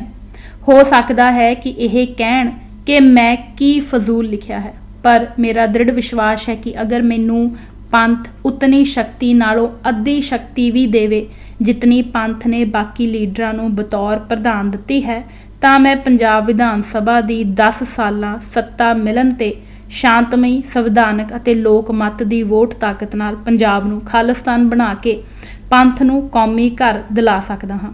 ਇਹ ਕੋਈ ਵਾਧੂ ਕਹੀ ਜਾ ਰਹੀ ਗੱਲ ਨਹੀਂ ਹੈ, ਚਾਹੇ ਇਹ ਲੱਗਦੀ ਇੰਜ ਹੀ ਹੈ। ਮੈਂ ਸਮਝਦਾ ਹਾਂ ਕਿ ਮੇਰੀਆਂ ਲਿਖਤਾਂ ਅਤੇ ਕੀਤੇ ਕੰਮ ਹੀ ਮੇਰੀ ਗਵਾਹੀ ਹਨ। ਕਿਤਾਬ ਰੂਪ ਵਿੱਚ ਮੇਰੇ ਇਸ ਯਤਨ ਨੂੰ ਸੰਪੂਰਨ ਨਾ ਸਮਝਿਆ ਜਾਵੇ, ਇਹ ਤਾਂ ਆਰੰਭ ਹੈ। ਮੈਂ ਚਾਹੁੰਦਾ ਹਾਂ ਕਿ ਸਿੱਖ ਵਿਦਵਾਨ ਅਤੇ ਸਿੱਖ ਲੀਡਰ ਇਸ ਨੂੰ ਹੋਰ ਅਗਾਂਹ ਲੈ ਕੇ ਜਾਣ ਅਤੇ ਰਹਿ ਗਈਆਂ ਥੋੜ੍ਹਾਂ ਤੋਂ ਮੈਨੂੰ ਲਿਖਤ ਵਿੱਚ ਸੰਪੂਰਨਤਾ ਬਖਸ਼ਣ। ਹਰ ਇੱਕ ਦੀ ਮੈਨੂੰ ਆਈ ਰਾਏ ਨੂੰ ਮੈਂ ਆਸੀਸ ਸਮਝਾਂਗਾ ਤੇ ਚਾਹਾਂਗਾ ਕਿ ਮੈਨੂੰ ਮੇਰੀ ਮੰਜ਼ਿਲ ਤੱਕ ਅਪੜਾਉਣ ਲਈ ਪਾਠਕਾਂ ਦਾ ਹਰ ਵਰਗ ਮੈਨੂੰ ਆਪਣੀ ਅਸੀਸ ਤੋਂ ਨਿਵਾਜੇ। ਸੱਚ ਬਿਆਨ ਕਰਨ ਲੱਗਿਆਂ ਜੇ ਕਿਸੇ ਨੂੰ ਲੱਗਾ ਹੈ ਕਿ ਉਸ ਦੀ ਆਲੋਚਨਾ ਹੋਈ ਹੈ ਤਾਂ ਮੈਂ ਖਿਮਾ ਪ੍ਰਾਰਥੀ ਹਾਂ, ਕਿਉਂਕਿ ਮੇਰੀ ਅਜਿਹੀ ਮਨਸ਼ਾ ਕਦੇ ਵੀ ਨਹੀਂ ਰਹੀ ਹੈ ਕਿ ਮੈਂ ਐਵੇਂ ਹੀ ਕਿਸੇ ਦਾ ਵੀ ਭੰਡੀ ਪ੍ਰਚਾਰ ਕਰਾਂ। ਇਨਸਾਨੀਅਤ ਨਾਤੇ ਮੇਰੇ ਲਈ ਹਰ ਇੱਕ ਮਨੁੱਖ ਸਤਿਕਾਰਯੋਗ ਹੈ, ਜਿਸ ਲਈ ਮੈਂ ਸਰਬੱਤ ਦਾ ਭਲਾ ਦੀ ਅਰਦਾਸ ਕਰਦਾ ਹਾਂ। ਪਰ ਜਦੋਂ ਕੌਮੀ ਜੰਗ ਵਿੱਚ ਨਿਰਣਾਇਕ ਫੈਸਲਾ ਕਰਨਾ ਹੋਵੇ ਤਾਂ ਫੈਸਲਾ ਕੁੰਨ ਹੋਣਾ ਹੀ ਮੰਜ਼ਿਲ ਦਾ ਰਾਹ ਨਿਯਤ ਕਰਦਾ ਹੈ, ਜਿਸ ਲਈ ਦੋਸਤੀਆਂ, ਰਿਸ਼ਤੇ ਜਾਂ ਸਬੰਧ ਨਿਭਾਉਣੇ ਤੇ ਨਰਮੀ ਵਰਤਣੀ ਆਪਣੇ ਆਪ ਵਿੱਚ ਹੀ ਕੌਮ ਮਾਰੂ ਭ੍ਰਿਸ਼ਟਾ ਤੋਂ ਵੀ ਵੱਧ ਅਕਿਰਤ ਕਣਤਾ ਹੈ। ਮੈਂ ਇਸ ਤੋਂ ਬਚਣ ਦੀ ਹਰ ਕੋਸ਼ਿਸ਼ ਕਰਦਾ ਹਾਂ ਤੇ ਕਰਦਾ ਰਹਾਂਗਾ। ਦੁਸ਼ਮਣਾਂ ਹੱਥੋਂ ਇੱਕ ਵਾਰ ਬੰਦੂਕ ਦੀ ਗੋਲੀ ਖਾ ਕੇ ਜਾਂ ਤਸ਼ੱਦਦ ਸਹਿ ਕੇ ਮਰਨ ਨਾਲੋਂ ਰੋਜ਼ ਆਪਣੇ ਬਣੇ ਦੁਸ਼ਮਣਾਂ ਤੇ ਉਹਨਾਂ ਨਾਲ ਰਲੇ ਦੁਸ਼ਮਣ ਦੇ ਪੂਰੀ ਉਮਰੇ ਨਿਤ ਤਸੀਹੇ ਝੱਲ ਕੇ ਮਰਨ ਦਾ ਆਨੰਦ ਹੀ ਕੁਝ ਹੋਰ ਹੁੰਦਾ ਹੈ, ਜੋ ਮੈਂ ਅਤੇ ਮੇਰਾ ਟੱਬਰ ਭਰਪੂਰ ਲੈ ਰਿਹਾ ਹੈ। ਲੀਡਰਾਂ ਵਿੱਚ ਮੈਂ ਜਿਉਂਦਾ ਮੋਇਆ ਹਾਂ, ਲੋਕਾਂ ਵਿੱਚ ਮੈਂ ਜਿਉਂਦਾ ਹੋਇਆ ਹਾਂ। ਹਾਕਮਾਂ ਤਾਈਂ ਹਾਕਮ ਦੁਹਾਈ ਨੇ ਪਾਉਂਦੇ, ਲੋਕਾਂ ਵਿੱਚ ਹੀ ਮੈਂ ਲੋਕਾਈ ਹੋਇਆ ਹਾਂ। ਕਹਿੰਦੇ ਸਾਥੋਂ ਸੱਚ ਨਹੀਂ ਮਰਦਾ, ਕੀ ਕਰੀਏ, ਖਾਲਿਸਤਾਨੀ ਤਖਤ ਤੇ ਚੜਿਆ ਹੋਇਆ ਹਾਂ। ਝੂਠ ਜਬਰ ਰਾਹੀਂ ਸਮਾਜ ਢਾਇਆ ਸਰਕਾਰਾਂ ਸਮੇਤ ਪਰਿਵਾਰ ਮੁਕਾਬਲੇ ਵਿੱਚੋਂ ਜਿਉਂਦਾ ਹੋਇਆ ਹਾਂ। ਸਰਬ ਲੋਹ ਵਿੱਚ ਕਸ ਘੋਲੀ ਬਥੇਰੀ ਆਪਣਿਆਂ, ਅੰਮ੍ਰਿਤ ਦੀ ਧਾਰ ਤੇ ਮੈਂ ਖੰਡਾ ਹੋਇਆ ਹਾਂ। ਆਪਣਿਆਂ ਦਾ ਸਰਕਾਰਾਂ ਦਾ ਝੰਬਿਆ ਹੋਇਆ ਹਾਂ। ਬਣ ਖਾਲਿਸਤਾਨ ਦਾ ਦੀਵਾ, ਮੈਂ ਤਾਂ ਅਤਿੰਦਰ ਹੋਇਆ ਹਾਂ। ਇਹ ਆਨੰਦ ਤਾਂ ਹੀ ਬਣਿਆ ਰਹਿ ਸਕਦਾ ਹੈ ਜੇ ਪਾਠਕ ਸੰਗਤ ਰੂਪ ਵਿੱਚ ਸਾਡੇ ਲਈ, ਮੇਰੇ ਨਾਲ ਪਤਨੀ ਕਮਲਜੀਤ ਕੌਰ ਅਤੇ ਧੀਆਂ ਗੁਰਾਂਜਲ ਕੌਰ ਅਤੇ ਰਾਕਿੰਦ ਕੌਰ ਲਈ ਅਰਦਾਸ ਕਰਨ ਅਤੇ ਸਾਨੂੰ ਆਪਣੀ ਸ਼ਕਤੀ ਬਖਸ਼ਣ। ਮੇਰੀ ਇਹ ਪੁਸਤਕ ਦੋਵੇਂ ਧੀਆਂ ਨੂੰ ਅਰਪਿਤ ਹੈ, ਜਿਨ੍ਹਾਂ ਖਾਲਿਸਤਾਨ ਦੇ ਸੰਘਰਸ਼ੀ ਮਾਤਾ ਪਿਤਾ ਕਰਕੇ ਜ਼ਮਾਨੇ ਅਤੇ ਸਮਾਜ ਦੀਆਂ ਅਸਹਿ ਅਕੈ ਫਬਤੀਆਂ ਅਤੇ ਸਿਸਟਮ ਦੀਆਂ ਟੀਸ ਮਾਰਦੀਆਂ ਤਸੀਹਾਂ ਨੂੰ ਮਨ, ਸਰੀਰ ਅਤੇ ਚੇਤਨਾ ਵਿੱਚ ਸਿਹਾ ਹੈ। ਅਤਿੰਦਰਪਾਲ ਸਿੰਘ ਖਾਲਿਸਤਾਨੀ, ਸਾਬਕਾ MP ਪਟਿਆਲਾ। ਆਰੰਭ। ਪ੍ਰਭੂਤਾ ਧਾਰੀ ਸੰਕਲਪ ਵਿੱਚ ਪਰਿਭਾਸ਼ਕ ਸ਼ਬਦਾਵਲੀਆਂ ਦੀਆਂ ਗੁਰਮਤ ਪਰਿਭਾਸ਼ਾਵਾਂ। ਪੰਥਕ ਰੇਖਾ ਚਿੱਤਰ। ਪੰਥਕ ਚਿੱਤ ਅੰਦਰਲੀ ਆਤਮਕ ਸ਼ਬਦਾਵਲੀ ਦੇ ਅਭਾਵ ਵਿੱਚ ਪੰਥ ਖਾਲਸੇ ਦੇ ਆਪਣੇ ਖਾਲਸਤਾਈ ਗੁਰਮਤ ਭਾਸ਼ਾ ਗੁਰਮੁਖੀ ਦੇ ਸ਼ਬਦ ਕੋਸ਼ ਦੀ ਲੋੜ ਦੀ ਪੂਰਤੀ ਨਾ ਹੋਣ ਕਾਰਨ ਹੀ ਗੁਰਮਤ ਪੰਜਾਬੀ ਦੀ ਪਿਛਲੱਗ ਬਣਾ ਕੇ ਵਿਪਰਨ ਕੀ ਰੀਤ ਨੂੰ ਹੀ ਆਪਣੀ ਜਾਣ ਕੇ ਅਪਣਾਈ ਜਾ ਰਹੀ ਹੈ। ਗੈਰ ਭਾਸ਼ਾਵਾਂ ਦੇ ਸਮਾਜਿਕ ਵਿਕਾਸ ਦੀਆਂ ਲੀਹਾਂ ਤੇ ਰਚਿਤ ਸ਼ਬਦ ਕੋਸ਼ਾਂ ਵਿੱਚੋਂ ਖਾਲਸਤਾਈ ਪੰਥਕ ਮੁਹਾਵਰਿਆਂ ਨੂੰ ਲੱਭਣਾ ਜਾਂ ਗੁਰਮਤ ਦੀ ਵਿਆਖਿਆ ਕਰਨਾ ਠੀਕ ਉਵੇਂ ਹੀ ਹੈ ਜਿਵੇਂ ਸੱਚ ਨੂੰ ਸੱਤਾ, ਡਾਂਗ, ਬੰਦੂਕ, ਛਲ, ਕਪਟ ਦੇ ਜ਼ੋਰ ਨਾਲ ਝੂਠ ਸਾਬਤ ਕਰ ਦਿਖਾਣਾ ਹੈ। ਗੁਰਮਤ ਜਿਸ ਨੂੰ ਵਿਪਰਨ ਕੀ ਰੀਤ ਦਾ ਦਰਜਾ ਦਿੰਦੀ ਹੈ, ਉਹਨਾਂ ਹੀ ਗ੍ਰੰਥਾਂ ਦੀ ਓਟ ਨਾਲ ਸਿੱਖ ਆਪਣੀ ਨਿੱਜ ਦੀ ਪਹਿਚਾਣ ਨੂੰ ਲੱਭਦੇ ਅਤੇ ਪ੍ਰਭਾਸ਼ਿਤ ਕਰਦੇ ਹਨ। ਇਸੇ ਲਈ ਸਿੱਖ ਬਤੌਰ ਖਾਲਸਾ ਹਾਲੇ ਤੱਕ ਨਹੀਂ ਸੱਜ ਸਕੇ। ਗਿਣਤੀਆਂ ਮਿਣਤੀਆਂ ਵਿੱਚ ਪੈਣ ਵਾਲੇ ਲੋਕ ਪੁਰਾਣੀਆਂ ਕੁਲਾਚਾਰੀ ਰੀਤਾਂ ਦੇ ਬੰਧਨਾਂ ਵਿੱਚੋਂ ਝੱਟ-ਪੱਟ ਛਾਲ ਮਾਰ ਕੇ ਬਾਹਰ ਨਿਕਲਣ ਦਾ ਹੌਸਲਾ ਘੱਟ ਹੀ ਕਰ ਸਕਦੇ ਹਨ। ਸੰਸਕਾਰਾਂ ਦੀਆਂ ਡੂੰਘੀਆਂ ਲੀਹਾਂ ਵਿੱਚੋਂ ਨਿਕਲ ਸਕਣਾ ਕੋਈ ਸੌਖੀ ਗੱਲ ਨਹੀਂ ਹੁੰਦੀ। ਇਸ ਪਿੜ ਵਿੱਚ ਪੈਣ ਲਈ ਅਡੋਲ ਧਾਰਮਿਕ ਵਿਸ਼ਵਾਸ ਅਤੇ ਮਨ ਦੀ ਮਜ਼ਬੂਤੀ ਦੀ ਲੋੜ ਹੈ। ਗੁਰੂ ਗ੍ਰੰਥ ਸਾਹਿਬ ਗੁਰਬਾਣੀ ਦਾ ਆਰੰਭ ਬਿਨਾਂ ਕਿਸੇ ਵੀ ਸ਼ੀਰਸ਼ਕ ਜਾਂ ਸਿਰਲੇਖ ਅਤੇ ਮਹੱਲਾ ਜਾਂ ਪੌੜੀ, ਸ਼ਲੋਕ ਅਥਵਾ ਰਾਗ ਤੋਂ ਆਰੰਭ ਕਰਦੇ ਹਨ। ਅਜਿਹਾ ਗੁਰੂ ਸਾਹਿਬ ਕਿਉਂ ਕਰਦੇ ਹਨ? ਇਸ ਨੂੰ ਸਮਝਣ ਦੀ ਬਜਾਏ ਸਿੱਖ ਆਪਣੇ ਆਪ ਨੂੰ ਹੀ ਗੁਰੂ ਤੋਂ ਵੱਡਾ ਸਾਬਤ ਕਰ ਦੇਣ ਲਈ ਇੱਕ ਓੰਕਾਰ ਤੋਂ ਗੁਰਪ੍ਰਸਾਦ ਤੱਕ ਨੂੰ ਆਪਣਾ ਮਨਮਤੀ ਨਾਮਕਰਨ ਮੂਲ ਮੰਤਰ ਕਰਕੇ ਆਪਣੇ ਹੀ ਗੁਰੂ ਨੂੰ ਮਨਮਤ ਦਾ ਚੋਲਾ ਪਵਾ ਕੇ ਫਿਰ ਸਮਝਣਾ ਚਾਹੁੰਦੇ ਹਨ। ਅਜਿਹੀ ਵਿਪਰਵਾਦੀ ਮਨਮਤੀ ਮਾਨਸਿਕਤਾ ਅਤੇ ਬੁੱਧੀ ਰਾਹੀਂ ਫਿਰ ਕੀ ਗੁਰਮਤ ਦੀ ਖਾਲਸਤਾਈਤਾ ਨੂੰ ਸਿੱਖ ਸਮਝ ਅਤੇ ਪ੍ਰਗਟਾ ਸਕਦੇ ਹਨ? ਇਹ ਇਸ ਲਈ ਬਹੁਤ ਗੰਭੀਰ ਮੁੱਦਾ ਬਣ ਜਾਂਦਾ ਹੈ ਜਦੋਂ ਸਿੱਖ ਗੁਰੂ ਸਾਹਿਬਾਨ ਖੁਦ ਗੁਰਬਾਣੀ ਵਿੱਚ ਛੇੜਛਾੜ ਕਰਨ ਅਤੇ ਅਰਥਾਂ ਦਾ ਅਨਰਥ ਕਰਨ ਦੀ ਸਜ਼ਾ ਗੁਰੂ ਵੰਸ਼ ਵਿੱਚੋਂ ਹੀ ਇੱਕ ਗੁਰਮਤ ਗਿਆਤਾ ਰਾਮ ਰਾਏ ਨੂੰ ਮਿੱਟੀ ਮੁਸਲਮਾਨ ਦੀ ਥਾਂ ਬੇਈਮਾਨ ਕਹਿ ਕੇ ਔਰੰਗਜ਼ੇਬ ਦੇ ਦਰਬਾਰ ਵਿੱਚ ਗੁਰੂ ਨਾਨਕ ਪਾਤਸ਼ਾਹ ਦੇ ਫਰਮਾਨ ਨੂੰ ਖੁਸ਼ਾਮਦ ਅਤੇ ਬਾਦਸ਼ਾਹ ਤੋਂ ਲਾਭ ਲੈਣ ਲਈ ਪਲਟਾ ਦੇਣ ਦੀ ਸਜ਼ਾ ਖੁਦ 7ਵੇਂ ਪਾਤਸ਼ਾਹ ਇਸ ਨੂੰ ਦਰਸ਼ਨ ਨਾ ਦੇਣ ਅਤੇ ਰੋਟੀ ਬੇਟੀ ਦੀ ਸਾਂਝ ਤੋਂ ਸਿੱਖੀ ਵਿੱਚੋਂ ਹਮੇਸ਼ਾ ਲਈ ਖਾਰਜ ਕਰ ਦਿੰਦੇ ਹਨ। ਤਾਂ ਫਿਰ ਜਿਸ ਬਾਣੀ ਦੇ ਉੱਪਰ ਗੁਰੂ ਸਾਹਿਬ ਨੇ ਆਪ ਹੀ ਕੋਈ ਸਿਰਲੇਖ ਨਹੀਂ ਦਿੱਤਾ ਤਾਂ ਉਸ ਨੂੰ ਮੂਲ ਮੰਤਰ ਦਾ ਸਿਰਲੇਖ ਦੇਣ ਤੇ ਲਿਖਣ ਵਾਲਿਆਂ ਨੂੰ ਗੁਰੂ ਦੀ ਕਰੋਪੀ ਕਿਉਂ ਨਾ ਮਿਲੇ? ਖੈਰ, ਇਸ ਦਾ ਫੈਸਲਾ ਪੰਥ ਕਰੇ। ਗੁਰੂ ਗ੍ਰੰਥ ਸਾਹਿਬ ਦੇ ਆਰੰਭਕ ਗਿਆਨ ਵਿੱਚ ਹੀ ਜਦ ਮਨਮਤ ਨੂੰ ਘਸੋੜ ਦਿੱਤਾ ਜਾਵੇਗਾ ਤਾਂ ਸਿੱਖ ਗੁਰਮਤ ਦਾ ਗਿਆਤਾ ਕਿਵੇਂ ਬਣੇਗਾ? ਸੁਤੰਤਰ ਹੋਂਦ ਦਾ ਰੱਬੀ ਗੈਬੀ ਪ੍ਰਗਟਾ ਇੱਕ ਓੰਕਾਰ ਤੋਂ ਗੁਰਪ੍ਰਸਾਦ ਵਿਚਲੇ ਸੈਬੰਗ ਦੀ ਸਿੱਖ ਮਨੁੱਖੀ ਅੰਤਰ ਆਤਮਾ ਦੀ ਧੁਰ ਅੰਦਰਲੀ ਪ੍ਰਥਮ ਨਾਦ ਦੀ ਉਹ ਗਰਭ ਧੁਨੀ ਹੈ ਜਿਸ ਦਾ ਸਾਕਾਰ ਨਿਰਾਕਾਰ ਸਵਰੂਪ ਹੈ ਸ਼ਬਦ, ਜਿਸ ਨੂੰ ਗੁਰਬਾਣੀ ਰਾਹੀਂ ਮੂਰਤੀਮਾਨ ਕੀਤਾ ਗਿਆ ਹੈ, ਜਿਸ ਦਾ ਸਿਧਾਂਤ ਗੁਰਮਤ ਹੈ, ਜਿਸ ਦਾ ਵਾਸ ਜੋਤ ਵਿੱਚ ਹੈ। ਇਸ ਜੋਤ ਦੀ ਹੁਣ ਵਰਤਮਾਨ ਜੁਗਤ ਅਰਥਾਤ ਉਹ ਸਰੀਰ ਜਿਸ ਵਿੱਚ ਜੋਤ ਨੇ ਟਿਕਾਣਾ ਕਰਨਾ ਹੈ ਅਤੇ ਜਿਸ ਰਾਹੀਂ ਜੋਤ ਨੇ ਪ੍ਰਕਾਸ਼ਿਤ ਹੋਣਾ ਹੈ, ਸਮੂਹਕ ਰੂਪ ਵਿੱਚ ਸਿੱਖ ਹੈ, ਜਿਸ ਨੂੰ ਗੁਰੂ ਸੰਤ ਸਭਾ ਸੰਤ ਮੰਡਲੀ ਕਹਿੰਦਾ ਹੈ। ਗੁਰੂ ਗ੍ਰੰਥ ਸਾਹਿਬ ਦਾ ਸੰਤ ਅਕਾਲ ਪੁਰਖ ਖੁਦ ਅਤੇ ਧਰਤੀ ਤੇ ਸਿਰਫ ਸਿੱਖ ਹੈ, ਕੋਈ ਹੋਰ ਵਿਸ਼ੇਸ਼ ਵਿਅਕਤੀ ਨਹੀਂ। ਪਹਿਲੇ ਜਾਮੇ ਵਿੱਚ ਨਾਨਕ ਦੇ ਇਸੇ ਸੰਤ ਨੂੰ 6ਵੇਂ ਜਾਮੇ ਵਿੱਚ ਗੁਰੂ ਨਾਨਕ ਸਿਪਾਹੀ ਬਣਾ ਕੇ ਮੀਰੀ ਪੀਰੀ ਦੇ ਦਰਜੇ ਨਾਲ ਨਿਵਾਜਦਾ ਹੋਇਆ ਆਪਣੇ ਸੰਤ ਸਿੱਖ ਨੂੰ ਮੀਰੀ ਵਿੱਚ ਸਥਾਪਿਤ ਕਰਦਾ ਹੈ। ਇੰਜ ਗੁਰੂ ਪਰਚੈ ਪ੍ਰਵਾਨ ਰਾਜ ਮਹਿ ਜੋਗ ਕਮਾਇਓ ਦੇ ਸਿਧਾਂਤ ਦਾ ਸਿੱਖ ਰਾਹੀਂ ਹੀ ਅਮਲੀ ਪ੍ਰਗਟਾ ਕੀਤਾ ਜਾਂਦਾ ਹੈ, ਜਿਸ ਨੂੰ 10ਵੇਂ ਜਾਮੇ ਵਿੱਚ ਨਾਨਕ ਸੰਤ ਸਿਪਾਹੀ ਦੇ ਰੂਪ ਵਿੱਚ ਪੰਥ ਖਾਲਸਾ ਅਵਤਰਿਤ ਕਰਕੇ ਗੁਰੂ ਗ੍ਰੰਥ ਨਾਲ ਗੁਰਿਆਈ ਦਾ ਪਦਵੀ ਧਾਰੀ ਗੁਰੂ ਥਾਪ ਦਿੰਦਾ ਹੈ। ਇਸ ਗੁਰੂ ਨੂੰ ਮੂਲ ਮੰਤਰ ਧਾਰੀਆਂ ਸਿਆਸਤ ਦੇ ਅਕਾਲ ਗੋਲਕ ਧਾਰੀਆਂ ਅਤੇ ਚਿੱਟ ਕੱਪੜੀਏ ਗੋਲ ਪਗੜੀਏ ਪਜਾਮਾ ਉਤਾਰੀਏ ਓਏ ਹਰ ਕੇ ਸੰਤ ਨਾ ਆਖੀਐ ਬਾਨਾਰਸ ਕੇ ਠੱਗ ਮਨਮਤੀ ਟੋਲੇ ਨੇ ਅਲੋਪ ਕਰ ਦਿੱਤਾ ਹੈ। ਇਸ ਟੋਲੇ ਨੂੰ ਗੁਰੂ ਗ੍ਰੰਥ ਸਾਹਿਬ ਜੀ ਲੋਟੂ ਕਹਿ ਕੇ ਆਪਣੇ ਸਿੱਖ ਮਨੁੱਖ ਨੂੰ ਸਾਵਧਾਨ ਕਰਦੇ ਹੋਏ ਸਮਝਾਉਂਦੇ ਹਨ।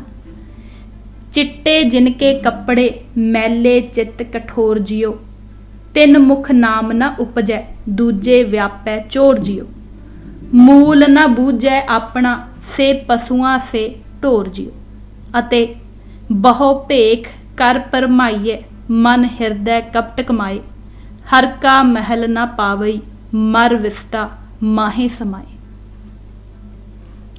ਪੰਜਾਬ ਜਦ 1849 ਦੇ ਵਰੇ ਵਿੱਚ ਅੰਗਰੇਜ਼ ਦਾ ਗੁਲਾਮ ਬਣਦਾ ਹੈ, ਉਦੋਂ ਤੋਂ ਲੈ ਕੇ ਵਰਤਮਾਨ ਤੱਕ ਗੁਰੂ ਗ੍ਰੰਥ ਸਾਹਿਬ ਦੇ ਅਰਥਾਂ ਨਾਲ ਅਨਰਥ ਕਰਦੇ ਹੋਏ ਗੁਰੂ ਭਾਸ਼ਾ ਗੁਰਮੁਖੀ ਅਤੇ ਗੁਰਮਤ ਸ਼ਬਦਕੋਸ਼ ਦੇ ਅਭਾਵ ਵਿੱਚ ਸਰਕਾਰ ਸਿੱਖੀ ਵਿੱਚ ਸਾਧ ਬ੍ਰਹਮ ਗਿਆਨੀ ਅਤੇ ਸੰਤਵਾਦ ਨੂੰ ਪੈਦਾ ਕਰਦੀ ਅਤੇ ਪ੍ਰਫੁੱਲਤ ਕਰਦੀ ਚਲੀ ਆ ਰਹੀ ਹੈ। ਇੰਜ ਗੁਰਮਤ ਨੂੰ ਸੰਤਵਾਦ ਬ੍ਰਹਮ ਗਿਆਨਵਾਦ ਸਾਧਵਾਦ ਵਿੱਚ ਅਲੋਪ ਕਰ ਦਿੰਦੀ ਹੈ। ਗੁਰਮੁਖੀ ਨੂੰ ਗੁਰਮਤ ਸ਼ਬਦਾਰਥ ਕੋਸ਼ ਰਾਹੀਂ ਗੁਰਮਤ ਨੂੰ ਇਸ ਤੋਂ ਬਚਾਉਣ ਦੇ ਕੋਈ ਵੀ ਯਤਨ ਸਿੰਘ ਸਭਾ ਲਹਿਰ ਅਕਾਲੀ ਲਹਿਰ ਬੱਬਰ ਅਕਾਲੀ ਲਹਿਰ ਗੁਰਦੁਆਰਾ ਸੁਧਾਰ ਲਹਿਰਾਂ ਆਦਿ ਵਿੱਚ ਕਿਤੇ ਵੀ ਨਜ਼ਰ ਨਹੀਂ ਪੈਂਦੀ। ਸਗੋਂ ਇਹ ਲਹਿਰਾਂ ਅਕਾਲੀ ਬ੍ਰਾਂਡ ਦੀ ਸਿਆਸਤੀ ਜਮਾਤ ਰਾਹੀਂ ਗੋਲਕਵਾਦੀ ਪ੍ਰਬੰਧਕੀ ਹਕੂਮਤੀ ਅਤੇ ਕਾਨੂੰਨੀ ਗੁਲਾਮਵਾਦੀ ਵਿਵਸਥਾ ਵਿੱਚ ਸਿੱਖੀ ਨੂੰ ਗਰਕ ਕਰਨ ਲਈ ਅਜਿਹਾ ਗਹਿਰਾ ਸੁੱਟਦੀਆਂ ਹਨ ਜੋ ਅੱਗੇ ਚੱਲ ਕੇ ਕਾਨੂੰਨੀ ਅਤੇ ਸੰਵਿਧਾਨਕ ਮਹੰਤ ਅਤੇ ਸੰਤ ਤੋਂ ਮਸੰਦ ਬਣ ਖੜਦੇ ਹਨ। ਹੁਣ ਜਿਨ੍ਹਾਂ ਤੋਂ ਨਿਜਾਤ ਹਾਸਲ ਕਰਨ ਲਈ ਪੰਥ ਨੂੰ ਸਟੇਟ ਸ਼ਕਤੀ ਅਤੇ ਮਾਰੂ ਤਾਕਤ ਨਾਲ ਨਜਿੱਠਣਾ ਪੈਣਾ ਹੈ, ਜਿਸ ਨੂੰ ਅਗਾਂਹ ਵਧੂ ਦਾ ਦਾਅਵਾ ਕਰਨ ਵਾਲਾ ਸਿੱਖ ਸਮਾਜ ਵਿਚਲਾ ਨਿੱਕਾ ਜਿਹਾ ਹਿੱਸਾ ਹਾਲੇ ਸਮਝ ਨਹੀਂ ਪਾਇਆ ਹੈ। ਇਸ ਲਈ ਇਹ ਸਿੱਖ ਸਮਾਜ ਸਿਆਸਤ ਦੀ ਅਕਾਲੀ ਧੁਜਾ ਵਿੱਚ ਹੀ ਆਪਣੀਆਂ ਅਥਾਹ ਕੁਰਬਾਨੀਆਂ ਅਤੇ ਦਿੱਤੀਆਂ ਸ਼ਹਾਦਤਾਂ ਦੇ ਬੋਝ ਹੇਠਾਂ ਦੱਬਿਆ ਦਮ ਘੁੱਟ ਸਾਹ ਘੁੱਟ ਦਾ ਸ਼ਿਕਾਰ ਹੋਇਆ ਫਿਰਦਾ ਹੈ। ਸਾਹਿਬ ਸ੍ਰੀ ਗੁਰੂ ਗ੍ਰੰਥ ਗੁਰੂ ਪੰਥ ਦੀ ਗੁਰਮਤ ਵਿਆਖਿਆ ਵਿੱਚ ਇਹ ਆਪਣੇ ਆਪ ਨੂੰ ਪਰਿਭਾਸ਼ਿਤ ਕਰਨ ਜੋਗਾ ਇਸ ਸਿੱਖ ਨੂੰ ਇਹਨਾਂ ਜਮਾਤਾਂ ਨੇ ਛੱਡਿਆ ਹੀ ਨਹੀਂ ਹੈ। ਅਕਾਲ ਦਾ ਗੁਰੂ ਪੰਥ ਅਕਾਲੀ ਦਲ ਦਾ ਪੰਥ ਬਣਾ ਲਿਆ ਗਿਆ ਹੈ। ਹੁਣ ਤਾਂ ਇਹ ਅਕਾਲੀ ਦਲ ਦੇ ਪ੍ਰਧਾਨ ਦਾ ਨਿੱਜੀ ਪੰਥ ਬਣ ਕੇ ਰਹਿ ਗਿਆ ਹੈ। ਗੁਰੂ ਨਾਨਕ ਜੀ ਅਤੇ ਗੁਰੂ ਗੋਬਿੰਦ ਸਿੰਘ ਜੀ ਦਾ ਗੁਰੂ ਖਾਲਸਾ ਪੰਥ ਕਿਤੇ ਨਜ਼ਰੀ ਨਹੀਂ ਪੈਂਦਾ। ਸਿੱਖ ਵੀ ਗੁਰੂ ਦੇ ਸਿੱਖ ਤੋਂ ਸੰਤ ਸਾਧ ਡੇਰੇਦਾਰ ਦਾ ਸਿੱਖ ਬਣ ਕੇ ਰਹਿ ਗਿਆ ਹੈ। ਸਿੱਖ ਗੁਰਮਤ ਤੋਂ ਮਨ ਮਤ ਵਿੱਚ ਪੁੱਜ ਗਿਆ ਹੈ। ਸਿੱਖ ਗੁਰਮੁਖੀ ਤੋਂ ਪੰਜਾਬੀ ਤੇ ਅੱਪੜ ਗਿਆ ਹੈ। ਸਿੱਖ ਨੂੰ ਸਿੱਖ ਪਹਿਚਾਣ ਤੋਂ ਘੋਣ ਮੋਣ ਨੂੰ ਮਾਨਤਾ ਦੇਣ ਹਿੱਤ ਪੰਜਾਬੀ ਪਹਿਚਾਣ ਤੇ ਪੁਜਾ ਦਿੱਤਾ ਗਿਆ ਹੈ। ਸਿੱਖ ਨੂੰ ਪੰਥ ਖਾਲਸੇ ਦੀ ਖਾਲਸਤਾਈਤਾ ਤੋਂ ਪੰਜਾਬੀਅਤ ਦੀ ਵਿਰੋਧਤਾਈ ਵਾਲੀ ਮਨਮਤੀ ਖਾਸੇ ਤੇ ਲਿਆ ਕੇ ਸੁੱਟ ਦਿੱਤਾ ਗਿਆ ਹੈ।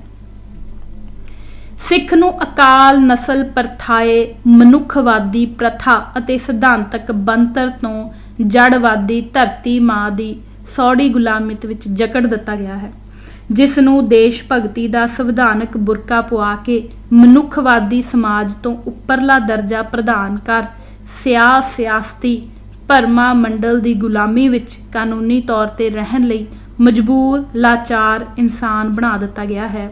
ਇੰਜ ਇੱਕ ਏਕੇ ਦਾ ਧਾਰਨੀ ਸਮਾਜ ਖਿੰਡਰ ਕੇ ਸ਼ਾਖਾਵਾਂ ਵਿੱਚ ਵੰਡਿਆ ਜਾ ਚੁੱਕਾ ਹੈ, ਤੇ ਲਗਾਤਾਰ ਹੋਰ ਵੰਡਿਆ ਜਾ ਰਿਹਾ ਹੈ। ਸਿੱਖ ਸੱਭਿਆਚਾਰ ਨੂੰ ਖਤਮ ਕਰ ਦਿੱਤਾ ਗਿਆ ਹੈ। ਅਗਰ ਸਿੱਖ ਨਾਲ ਹੀ ਅਕਾਲ ਪ੍ਰਥਾਏ ਸਿੱਖ ਸੱਭਿਅਤਾ ਦੀ ਗੱਲ ਕਰੋ ਤਾਂ ਸਭ ਦੇ ਚਿਹਰੇ ਇੰਜ ਹੋ ਜਾਂਦੇ ਨੇ ਜਿਵੇਂ ਉਹ ਪੁੱਛਦੇ ਹੋਣ ਇਹ ਕਿਸ ਚਿੜੀ ਦਾ ਨਾਮ ਹੈ।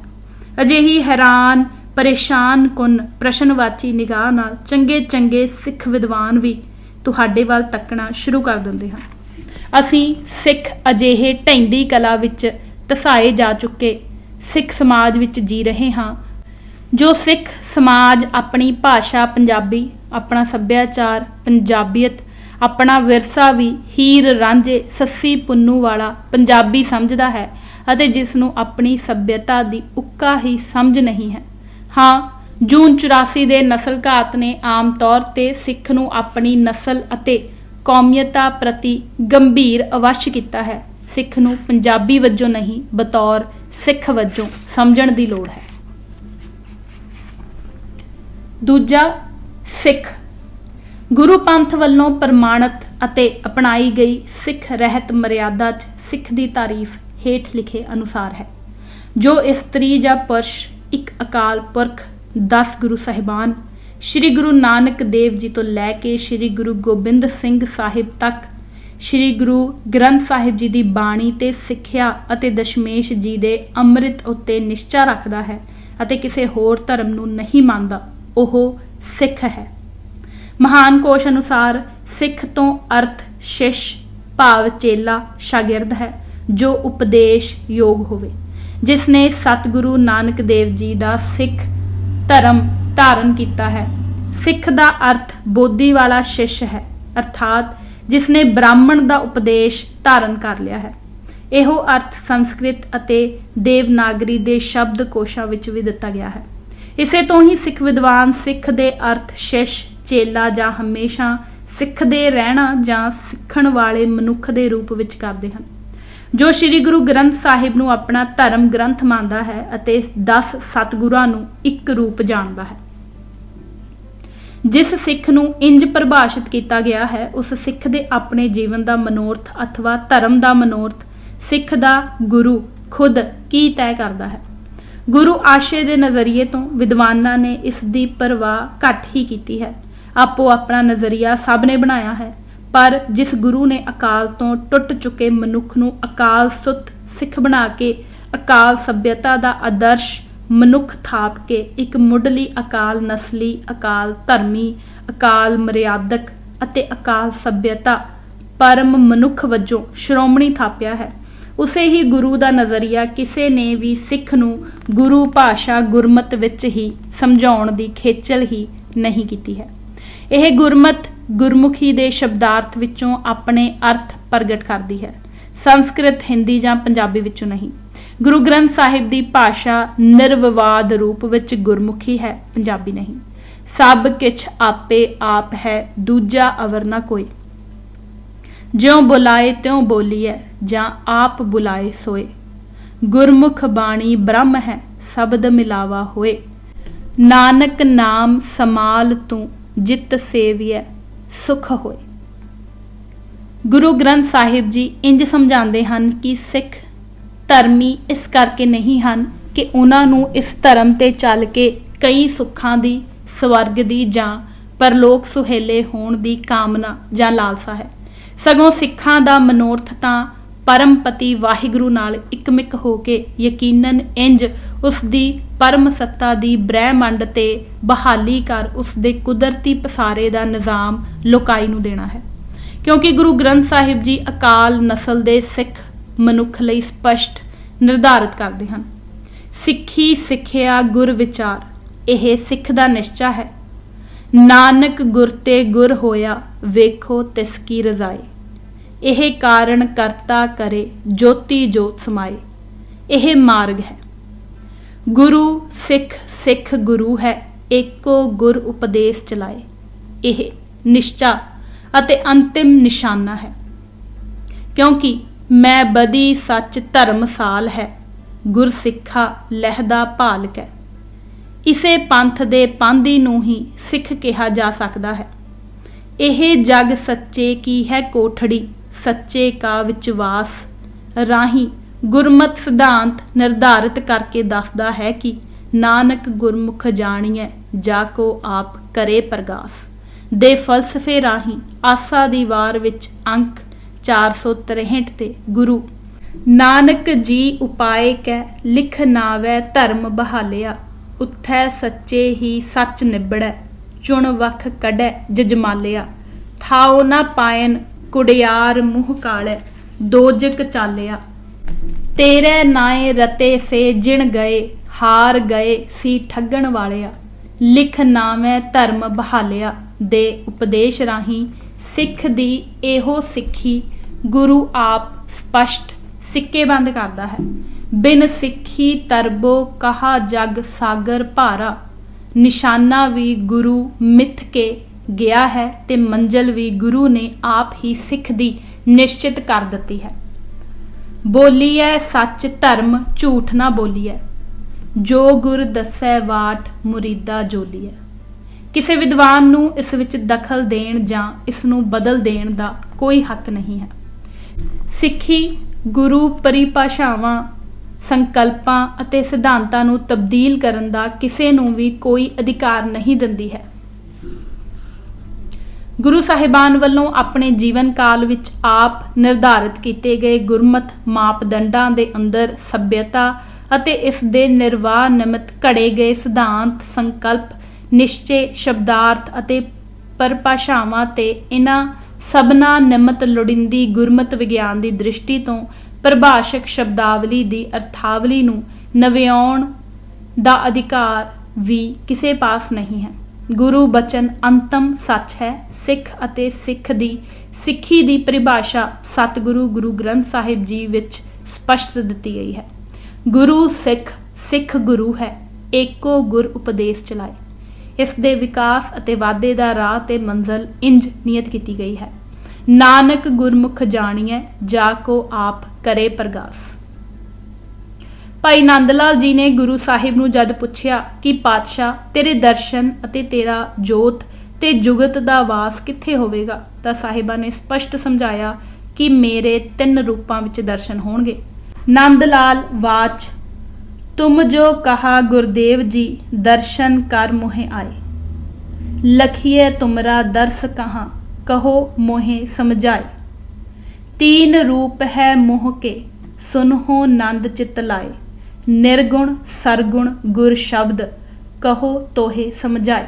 चौपाई एक रूप तह गुण ते परै नेत नेत जह निगम उचरै घट घट व्यापक अंतरजामी पूर रहे ज्यों जल घट भानी। दूसर रूप ग्रंथ जी जानो आपन अंग मेरे कर मानो। जो सिख गुरदर्शन की चाहे दर्शन करे ग्रंथ जी आहे। तीसर रूप सिख है मोर गुरबाणी रत जह निसभोर विसा प्रीत गुर शब्द जो धरै गुर का दर्शन नित उठ करे। ਭਾਈ ਚੌਪਾ ਸਿੰਘ ਹਜੂਰੀਆ ਆਪਣੇ ਤਨਖਾਹਨਾਮਾ ਵਿੱਚ ਸਿੱਖ ਦੀ ਰਹਿਤ ਨੂੰ ਨਿਰਧਾਰਿਤ ਕਰਦਾ ਹੈ। ਗੁਰੂ ਕਾ ਸਿੱਖ ਐਸੀ ਸਿੱਖੀ ਰੱਖੈ ਜੈਸੇ ਗੁਰੂ ਗ੍ਰੰਥ ਸਾਹਿਬ ਜੀ ਵਿੱਚ ਬਚਨ ਕੀਤਾ ਹੈ। ਇਸ ਲਈ ਸਿੱਖ ਵਾਸਤੇ ਹੁਕਮ ਹੈ ਕਿ ਗੁਰੂ ਕਾ ਸਿੱਖ ਆਪ ਕੋ ਭਾਈ ਮਹੰਤ ਨਾ ਅਖਾਏ।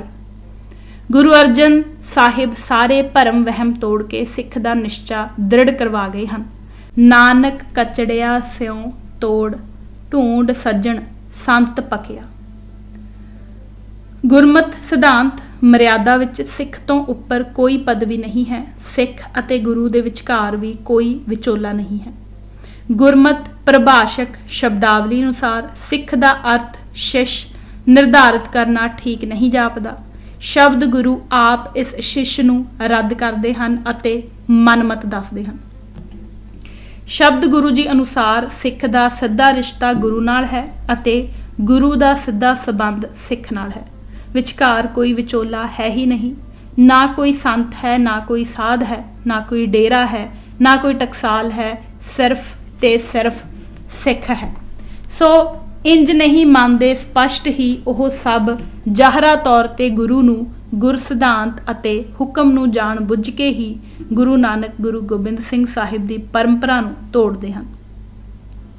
ਇਸ ਤੇ ਹਮਲਾ ਕਰਦੇ ਹਨ। ਸਿੱਖ ਨੂੰ ਢਾਹ ਲਾਉਣ ਲਈ ਅਤੇ ਪੰਥ ਨੂੰ ਮਿੱਠਾ ਜ਼ਹਿਰ ਪਿਲਾਉਣ ਲਈ ਹੀ ਸਿੱਖੀ ਨੂੰ ਜਾਣ ਬੁੱਝ ਕੇ ਸ਼ਿਸ਼ ਜਾਂ ਚੇਲਾ ਬਣਾ ਕੇ ਸੰਤ ਡੇਰਾਵਾਦ ਨੂੰ ਉਤਸ਼ਾਹਿਤ ਕਰਕੇ ਇੰਜ ਵੰਡਦੇ ਹਨ।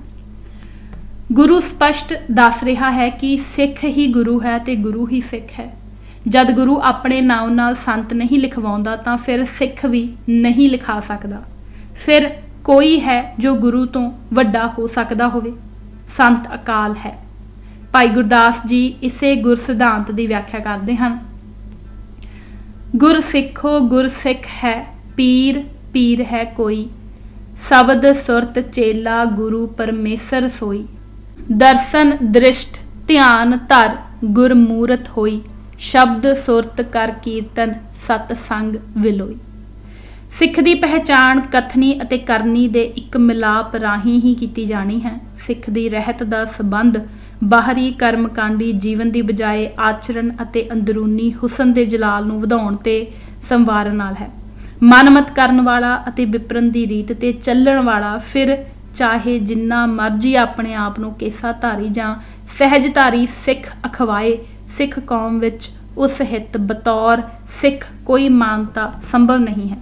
ਸਹਿਜਧਾਰੀ ਸ਼ਬਦ ਤਾਂ ਸਿੱਖ ਰਹਿਤ ਮਰਿਆਦਾ ਵਿੱਚ ਹੀ ਸ਼ਾਮਲ ਨਹੀਂ ਕੀਤਾ ਗਿਆ ਹੈ, ਇਸ ਲਈ ਇਸ ਤੇ ਵਿਚਾਰ ਹੀ ਸੰਭਵ ਨਹੀਂ ਹੋ ਸਕਦੀ।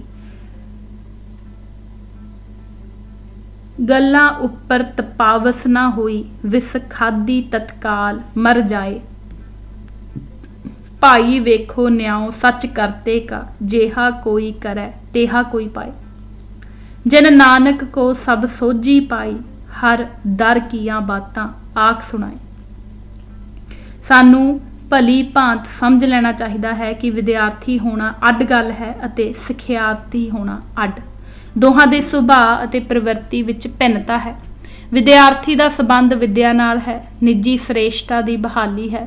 ਸਿੱਖਿਆਰਥੀ ਦਾ ਸੰਬੰਧ ਸਿੱਖਿਆ ਨਾਲ ਹੈ ਅਤੇ ਜਦ ਉਹ ਸਿੱਖ ਹੈ ਤਾਂ ਉਸ ਦਾ ਆਦ ਸੰਬੰਧ ਹੀ ਗੁਰੂ ਦੀ ਸਿੱਖਿਆ ਨਾਲ ਹੈ। ਸਿੱਖਿਆ ਦਾ ਵਿਸ਼ਾ ਬੁੱਧੀ ਨਹੀਂ, ਅਨੁਭਵ ਗਿਆਨ ਹੈ। ਅਨੁਭਵ ਗਿਆਨ ਦਾ ਸੰਬੰਧ ਜੋਤ ਨਾਲ ਹੁੰਦਾ ਹੈ, ਇੰਦਰੀਆਂ ਨਾਲ ਨਹੀਂ। ਅਨੁਭਵ ਪ੍ਰਜਵਲਿਤ ਕਰਦਾ ਹੈ, ਜਵਲਿਤ ਨਹੀਂ। ਇਹ ਹੀ ਫਰਕ ਸਿੱਖ ਅਤੇ ਸਹਿਜਧਾਰੀ ਵਿੱਚ ਹੈ। ਜੋ ਆਪਣੇ ਨਾਮ ਨਾਲ ਸੰਤ, ਮਹੰਤ, ਡੇਰੇਦਾਰ, ਬ੍ਰਹਮ ਗਿਆਨੀ ਲਿਖਵਾਉਂਦਾ ਹੈ, ਉਹ ਤਾਂ ਸਿੱਖ ਹੀ ਨਹੀਂ ਹੈ। ਇਹ ਮੈਂ ਨਹੀਂ, ਗੁਰੂ ਸਾਹਿਬ ਆਪ ਕਹਿ ਰਹੇ ਹਨ, ਕਿਉਂਕਿ ਗੁਰੂ ਸਿੱਖ, ਸਿੱਖ ਗੁਰੂ ਹੈ, ਏਕੋ ਗੁਰ ਉਪਦੇਸ਼ ਚਲਾਏ। ਸਿੱਖ ਜਾਂ ਤਾਂ ਹੈ ਜਾਂ ਫਿਰ ਉੱਕਾ ਹੀ ਨਹੀਂ ਹੈ। ਕੋਈ ਵਿੱਚ ਵਿਚਾਲੇ ਵਾਲਾ ਮਾਰਗ ਗੁਰੂ ਨੇ ਕੱਢਿਆ ਹੀ ਨਹੀਂ। ਸਿੱਖ ਰਹਿਤ ਮਰਿਆਦਾ ਵਿੱਚ ਲਫ਼ਜ਼ ਸਿਰਗੁਮ ਹੈ, ਸਹਿਜਧਾਰੀ ਨਹੀਂ। ਇਸ ਦਾ ਸਪਸ਼ਟ ਅਰਥ ਲਿਖਤ ਹੈ। ਜਿਸ ਨੇ ਸਿੱਖ ਘਰਾਣੇ ਵਿੱਚ ਜੰਮ ਕੇ ਕੇਸਾਧਾਰੀ ਹੁੰਦੇ ਹੋਏ ਕੇਸ ਵਟਾ ਦਿੱਤੇ ਹੋਣ, ਅਜਿਹਾ ਲਈ ਸਪਸ਼ਟ ਹੁਕਮ ਹੈ ਕਿ ਇਹਨਾਂ ਦਾ ਸੰਗ ਨਹੀਂ ਕਰਨਾ। ਇਸ ਲਈ ਸਾਨੂੰ ਮਨ ਭਾਉਂਦੀਆਂ ਵਿਆਖਿਆਵਾਂ ਦਾ ਸਹਾਰਾ ਲੈਣ ਦੀ ਆਦਤ ਤਿਆਗ ਦੇਣੀ ਚਾਹੀਦੀ ਹੈ। ਤੀਜਾ, ਅਸੀਂ ਸਿੱਖ ਕੌਣ ਹਾਂ? ਗੁਰੂ ਸਿੱਖ, ਸਿੱਖ ਗੁਰੂ ਹੈ, ਏਕੋ ਗੁਰ ਉਪਦੇਸ਼ ਚਲਾਏ। ਇੱਕ ਅਕਾਲ ਪੁਰਖ ਨੂੰ ਮੰਨਣ ਵਾਲੇ ਅਸੀਂ ਗੁਰੂ ਨਾਨਕ, ਗੁਰੂ ਗੋਬਿੰਦ ਸਿੰਘ ਦੇ ਪੈਰੋਕਾਰ, ਗੁਰੂ ਗ੍ਰੰਥ ਸਾਹਿਬ ਨੂੰ ਮੰਨਣ ਵਾਲੇ ਅਤੇ ਗੁਰਮਤ ਅਨੁਸਾਰ ਚੱਲਣ ਵਾਲੇ ਆਨੰਦਪੁਰ ਸਾਹਿਬ ਦੇ ਕੇਸਗੜ੍ਹ ਵਾਸੀ ਅਕਾਲ ਦੇ ਉਪਾਸ਼ਕ ਸਿੱਖ ਹਾਂ। ਸਾਡੀ ਧਾਰਮਿਕ ਰਾਜਨੀਤਿਕ ਸੱਤਾ ਦਾ ਸਰੋਤ ਸ੍ਰੀ ਅਕਾਲ ਤਖਤ ਸਾਹਿਬ, ਰਹਿਨੁਮਾਈ ਗੁਰੂ ਗ੍ਰੰਥ ਅਤੇ ਗੁਰੂ ਪੰਥ ਦੀ ਹੈ, ਜਿਸ ਦੇ ਹੁਕਮ ਅੱਗੇ ਸਿੱਖ ਹਮੇਸ਼ਾ ਨਤਮਸਤਕ ਹੈ। ਰਹਿਤ ਮਰਿਆਦਾ ਸਿੱਖ ਦੀ ਜੀਵਨ ਜਿਉਣ ਦੀ ਜਾਚ ਹੈ। ਸਿੱਖ ਸ਼ਿਸ਼ ਨਹੀਂ ਹੈ ਜੋ ਪੂਰੇ ਗੁਰ ਦੀ ਚਰਣੀ ਲੱਗ ਕੇ ਵੀ ਪੂਰੀ ਜ਼ਿੰਦਗੀ ਕੁਝ ਵੀ ਨਾ ਸਿੱਖ ਸਕੇ ਅਤੇ ਫਿਰ ਇਹ ਕਹੀ ਜਾਏ ਕਿ ਸਿੱਖ ਦਾ ਕੰਮ ਹੈ ਪੂਰੀ ਜ਼ਿੰਦਗੀ ਸਿੱਖੀ ਜਾਣਾ। ਫਿਰ ਉਹ ਤਾਂ ਮੂੜ ਹੈ। ਅਗਰ ਮੂੜ ਨਹੀਂ ਹੈ ਤਾਂ ਫਿਰ ਅਲਪ ਬੁੱਧੀ ਹੈ ਜਾਂ ਮੰਦ ਬੁੱਧੀ, ਸਿੱਖ ਨਹੀਂ। ਗੁਰੂ ਸਿੱਖ ਨੂੰ ਆਪਣੇ ਵਰਗਾ ਪੂਰਨ ਬਣਾਉਂਦਾ ਹੈ। ਇਸੇ ਲਈ ਸੰਕਲਪਧਾਰੀ ਪੂਰਨਤਾ ਦਿੱਤੀ ਗਈ ਹੈ। ਰਾਜ ਕਰੇਗਾ ਖਾਲਸਾ, ਆਕੀ ਰਹੇ ਨਾ ਕੋਈ। ਰਾਜ ਦੇ ਖਾਲਸਤਾਈ ਸੰਕਲਪ ਵਿਹੋਣਾ ਮਨੁੱਖ ਸਿੱਖ ਹੋ ਹੀ ਨਹੀਂ ਸਕਦਾ, ਕਿਉਂਕਿ ਉਹ ਅਕਾਲ ਦੇ ਤਖਤ ਦਾ ਵਾਰਸ ਹੈ। ਮੂੜਮਤੀ ਅਧੂਰਾ ਸ਼ਿਸ਼ ਨਹੀਂ। ਸਿੱਖਿਆਰਥੀ ਜ਼ਰੂਰ ਭਰਤੀ ਕਰਦਾ ਹੈ, ਪਰ ਇਹ ਸਿੱਖਿਆਰਥੀ ਗੁਰਿਆਈ ਦੀ ਪਦਵੀ ਦੇ ਹਨ, ਸਾਧਾਰਨ ਵਿਦਿਆ ਜਾਂ ਦਿਖਿਆ ਜਾਂ ਸਿੱਖਿਆ ਦੇ ਨਹੀਂ। ਇਸ ਲਈ ਗੁਰੂ ਖੁਦ ਇਹਨਾਂ ਨੂੰ ਗੁਰਮਤਿ ਦੇ ਗਿਆਨੀ, ਅਕਾਲ ਦੇ ਹੁਕਮੀ ਅਤੇ ਹੁਕਮ ਦੇ ਵਰਤਾਰੇ ਵਿੱਚ ਅਕਾਲ ਦੀ ਰਜ਼ਾ ਦੇ ਰੋਮ ਰੋਮ ਤੋਂ ਰਜ਼ਾਈ ਬਣਾ ਕੇ ਸਿੱਖ ਨੂੰ ਖੁਦ ਗੁਰ ਪਦਵੀ ਲਾਇਕ ਬਣਾ ਕੇ ਆਪ ਗੁਰੂ ਦੀ ਪਦਵੀ ਤੇ ਬਿਠਾਉਂਦਾ ਹੈ। ਤਾਂ ਹੀ ਕਿਹਾ ਹੈ ਸਿੱਖ ਗੁਰੂ, ਗੁਰੂ ਸਿੱਖ ਹੈ। ਜੋ ਪੂਰੀ ਜ਼ਿੰਦਗੀ ਸਿੱਖੀ ਹੀ ਜਾਣ ਤੇ ਗੁਰੂ ਵਰਗੇ ਬਣ ਹੀ ਨਾ ਸਕਣ, ਫਿਰ ਉਹ ਮੰਦਬੁੱਧੀ ਕਹਿਲਾਉਂਦੇ ਹਨ। ਸਾਨੂੰ ਇਹ ਵੀ ਸਮਝ ਲੈਣਾ ਚਾਹੀਦਾ ਹੈ ਕਿ ਚੇਲੇ ਅਤੇ ਗੁਰੂ ਦੇ ਸੰਬੰਧ ਵਿੱਚ ਵੀ ਬੀਜ ਰੂਪ ਅਧੀਨਗੀ ਤੇ ਗੁਲਾਮੀ ਹੈ। ਇੱਕ ਸ੍ਰੇਸ਼ਟ ਹੈ, ਦੂਜਾ ਕਮਤਰੀ। ਸਿੱਖ ਤੇ ਗੁਰੂ ਵਿਚਕਾਰ ਗੁਰੂ ਨਾਨਕ, ਗੁਰੂ ਗੋਬਿੰਦ ਸਿੰਘ ਅਜਿਹਾ ਦੋਸ਼ਪੂਰਨ ਸੰਬੰਧ ਉੱਕਾ ਹੀ ਨਹੀਂ ਸਵੀਕਾਰਦੇ। ਅਗਰ ਇੰਜ ਦਾ ਫਰਕ ਰੱਖਣਾ ਹੁੰਦਾ ਤਾਂ ਫਿਰ ਨਾ ਹੀ ਲੰਗਰ ਦੀ ਪਰੰਪਰਾ ਅਤੇ ਸੰਸਥਾ ਇੰਸਟੀਟਿਊਸ਼ਨ ਸਥਾਪਿਤ ਕੀਤੀ ਜਾਣੀ ਸੀ ਤੇ ਨਾ ਹੀ ਪੰਗਤ ਦੀ ਹੀ ਸੰਸਥਾ ਬਣਾਈ ਜਾਣੀ ਸੀ। ਨਾ ਹੀ ਫਿਰ ਇੱਕੋ ਬਾਟੇ ਵਿੱਚੋਂ ਖੰਡੇ ਦੀ ਪਹੁਲ ਅੰਮ੍ਰਿਤ ਦੀ ਦਾਤ ਹੀ ਮਿਲਣੀ ਸੀ। ਇਹ ਸਾਰੇ ਹੀ ਕੰਮ ਮਨੁੱਖ ਵਿਚਕਾਰ ਫਰਕ ਅਤੇ ਦੋਸ਼ਪੂਰਨ ਸੰਬੰਧਾਂ ਨੂੰ ਖਤਮ ਕਰਨ ਵਾਲੇ ਹਨ, ਇਹਨਾਂ ਨੂੰ ਕਾਇਮ ਰੱਖਣ ਵਾਲੇ ਨਹੀਂ। ਸਿੱਖ ਅਤੇ ਗੁਰੂ ਦਾ ਸੰਬੰਧ ਅਕਾਲ ਪੁਰਖ ਦੇ ਅਨੁਸ਼ਾਸਨ ਦੀ ਹੁਕਮ ਰਜ਼ਾਈ ਤੇ ਪਹੁੰਚ ਕੇ ਸਿਧਾਂਤ ਵਿੱਚੋਂ ਪੁੰਗਰਦਾ ਹੈ। ਇਸ ਲਈ ਸਿੱਖੀ ਵਿੱਚ ਗੁਰੂ ਵੀ ਗੁਰੂ ਹੋਣ ਤੋਂ ਪਹਿਲਾਂ ਸਿੱਖ ਹੈ। ਉਹ ਸਿੱਖ ਹੈ, ਇਸੇ ਲਈ ਹੀ ਉਹ ਸਿੱਖ ਸਮਾਜ ਦੇ ਸਮੂਹਕ ਵਰਤਾਰੇ ਦੇ ਗਣਰਾਜੀ ਪ੍ਰਗਟਾ ਕਰਕੇ ਹੀ ਗੁਰੂ ਹੈ। ਜੇ ਉਹ ਸਿੱਖ ਨਹੀਂ ਤਾਂ ਫਿਰ ਉਹ ਗੁਰੂ ਵੀ ਨਹੀਂ। ਇਸ ਲਈ ਉਹ ਸਿੱਖ ਅਕਾਲ ਦਾ ਹੈ, ਦੁਨਿਆਵੀ ਇਨਸਾਨ ਦਾ ਨਹੀਂ। ਜੋ ਨਾਸ਼ਵਾਨ ਹੈ ਉਸ ਤੋਂ ਕੀ ਸਿੱਖਿਆ ਜਾ ਸਕਦਾ ਹੈ। ਇਸ ਲਈ ਸਿੱਖ ਅਕਾਲ ਦਾ ਸਿੱਖ ਹੈ, ਸ਼ਿਸ਼ ਨਹੀਂ। ਅਸੀਂ ਕਹਿ ਸਕਦੇ ਹਾਂ ਕਿ ਅਕਾਲ ਦੇ ਹੁਕਮ ਨੂੰ ਰਜ਼ਾ ਦੀ ਸਹਿਜਤਾ ਨਾਲ ਜੋ ਆਪਣੇ ਨਿੱਤ ਦੇ ਜੀਵਨ 'ਚ ਰੋਜ਼ਾਨਾ ਧਾਰਨ ਕਰ ਲੈਂਦਾ ਹੈ, ਰਾਜ ਕਰੇਗਾ ਖਾਲਸਾ ਦਾ ਵਿਹਾਰਕ ਅਮਲ ਲਾਗੂ ਕਰ ਅਕਾਲ ਦੇ ਤਖਤ ਦੀ ਸੱਤਾਧਾਰੀ, ਗੁਰੂ ਗ੍ਰੰਥ ਗੁਰੂ ਪੰਥ ਦੀ ਗੁਰਿਆਈ ਨੂੰ ਮੰਨਣ ਵਾਲਾ ਅਤੇ 10 ਗੁਰੂ ਸਾਹਿਬਾਨ ਨੂੰ ਇੱਕ ਜੋਤ ਮੰਨ ਕੇ ਖੰਡੇ ਬਾਟੇ ਦੀ ਪਹੁਲਧਾਰੀ ਅੰਮ੍ਰਿਤ ਦੀ ਪਦਵੀ ਤੇ ਸੱਤਾ ਅਪਣਾ ਕੇ ਇੰਜ ਅਕਾਲ ਦਾ ਹੋ ਜਾਂਦਾ ਹੈ। ਉਹ ਸਿੱਖ ਹੈ। ਅਕਾਲ ਤੇ ਸਿੱਖ ਵਿੱਚ ਵਰਤਾਰੇ ਦਾ ਕੋਈ ਭੇਦ ਨਹੀਂ ਹੈ। ਗੁਰਬਾਣੀ ਦਾ ਇਹ ਸਿਧਾਂਤ ਹੈ, ਸਾਰੀ ਉਮਰ ਸਿੱਖੀ ਜਾਣ ਵਾਲੇ ਸ਼ਿਸ਼ ਰੂਪੀ ਸਿੱਖ ਦਾ ਨਹੀਂ। ਇਸ ਦੇ ਜੀਵਨ ਆਚਰਣ ਵਿੱਚੋਂ ਆਪ ਮੁਹਾਰੇ ਮਹਿਕਦੀ ਗੁਰਮਤ ਹੀ ਸਿੱਖੀ ਹੈ। ਕੇਸਾਧਾਰੀ ਹੋਣਾ ਇਸ ਦਾ ਅਨੁਸ਼ਾਸਨ ਹੈ। ਕੇਸਾਧਾਰੀ ਸੱਭਿਆਚਾਰ ਨਾਲ ਪਰਨਾਏ ਜਾਣਾ ਅਤੇ ਨਾਲ ਹੀ ਨਾਲ ਹੁਕਮ ਨੂੰ ਮੰਨ ਲਏ ਜਾਣਾ ਇਸ ਦੀ ਪਹਿਲੀ ਪੌੜੀ ਹੈ। ਸਿੱਖ ਦੀ ਸਿੱਖੀ ਇੱਕ ਰਜ਼ਾ ਵਿੱਚ ਮਨੁੱਖੀ ਹੋਂਦ ਨੂੰ ਕਾਇਮ ਰੱਖਣ ਵਾਲੀ ਸੰਪੂਰਨ ਸੱਭਿਅਤਾ ਹੈ, ਜਿਸ ਦੀ ਉਤਪਤੀ ਸ਼ਬਦ ਵਿੱਚੋਂ ਹੈ। ਸਿੱਖ ਸੱਭਿਅਤਾ ਦਾ ਬਤੌਰ ਸੱਭਿਅਤਾ ਸਥਾਪਿਤ ਕਰਨ ਵਾਲਾ ਪੱਖ ਹਾਲੇ ਤੱਕ ਸਿੱਖ ਸਮਾਜ ਵਿੱਚ ਪੁੰਗਰਿਆ ਹੀ ਨਹੀਂ ਹੈ।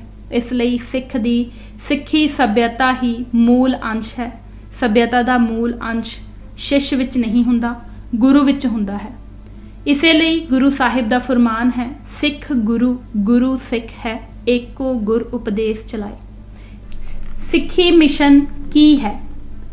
ਜੋ ਦਿਲ ਮਿਲਿਆ ਸੋ ਮਿਲ ਰਹਿਆ, ਮਿਲਿਆ ਕਹੀਐ ਰੇ ਸੋਈ, ਜੇ ਬਹੁ ਤੇਰਾ ਲੋਚੀਐ ਬਾਤੀ ਮੇਲ ਨਾ ਹੋਈ।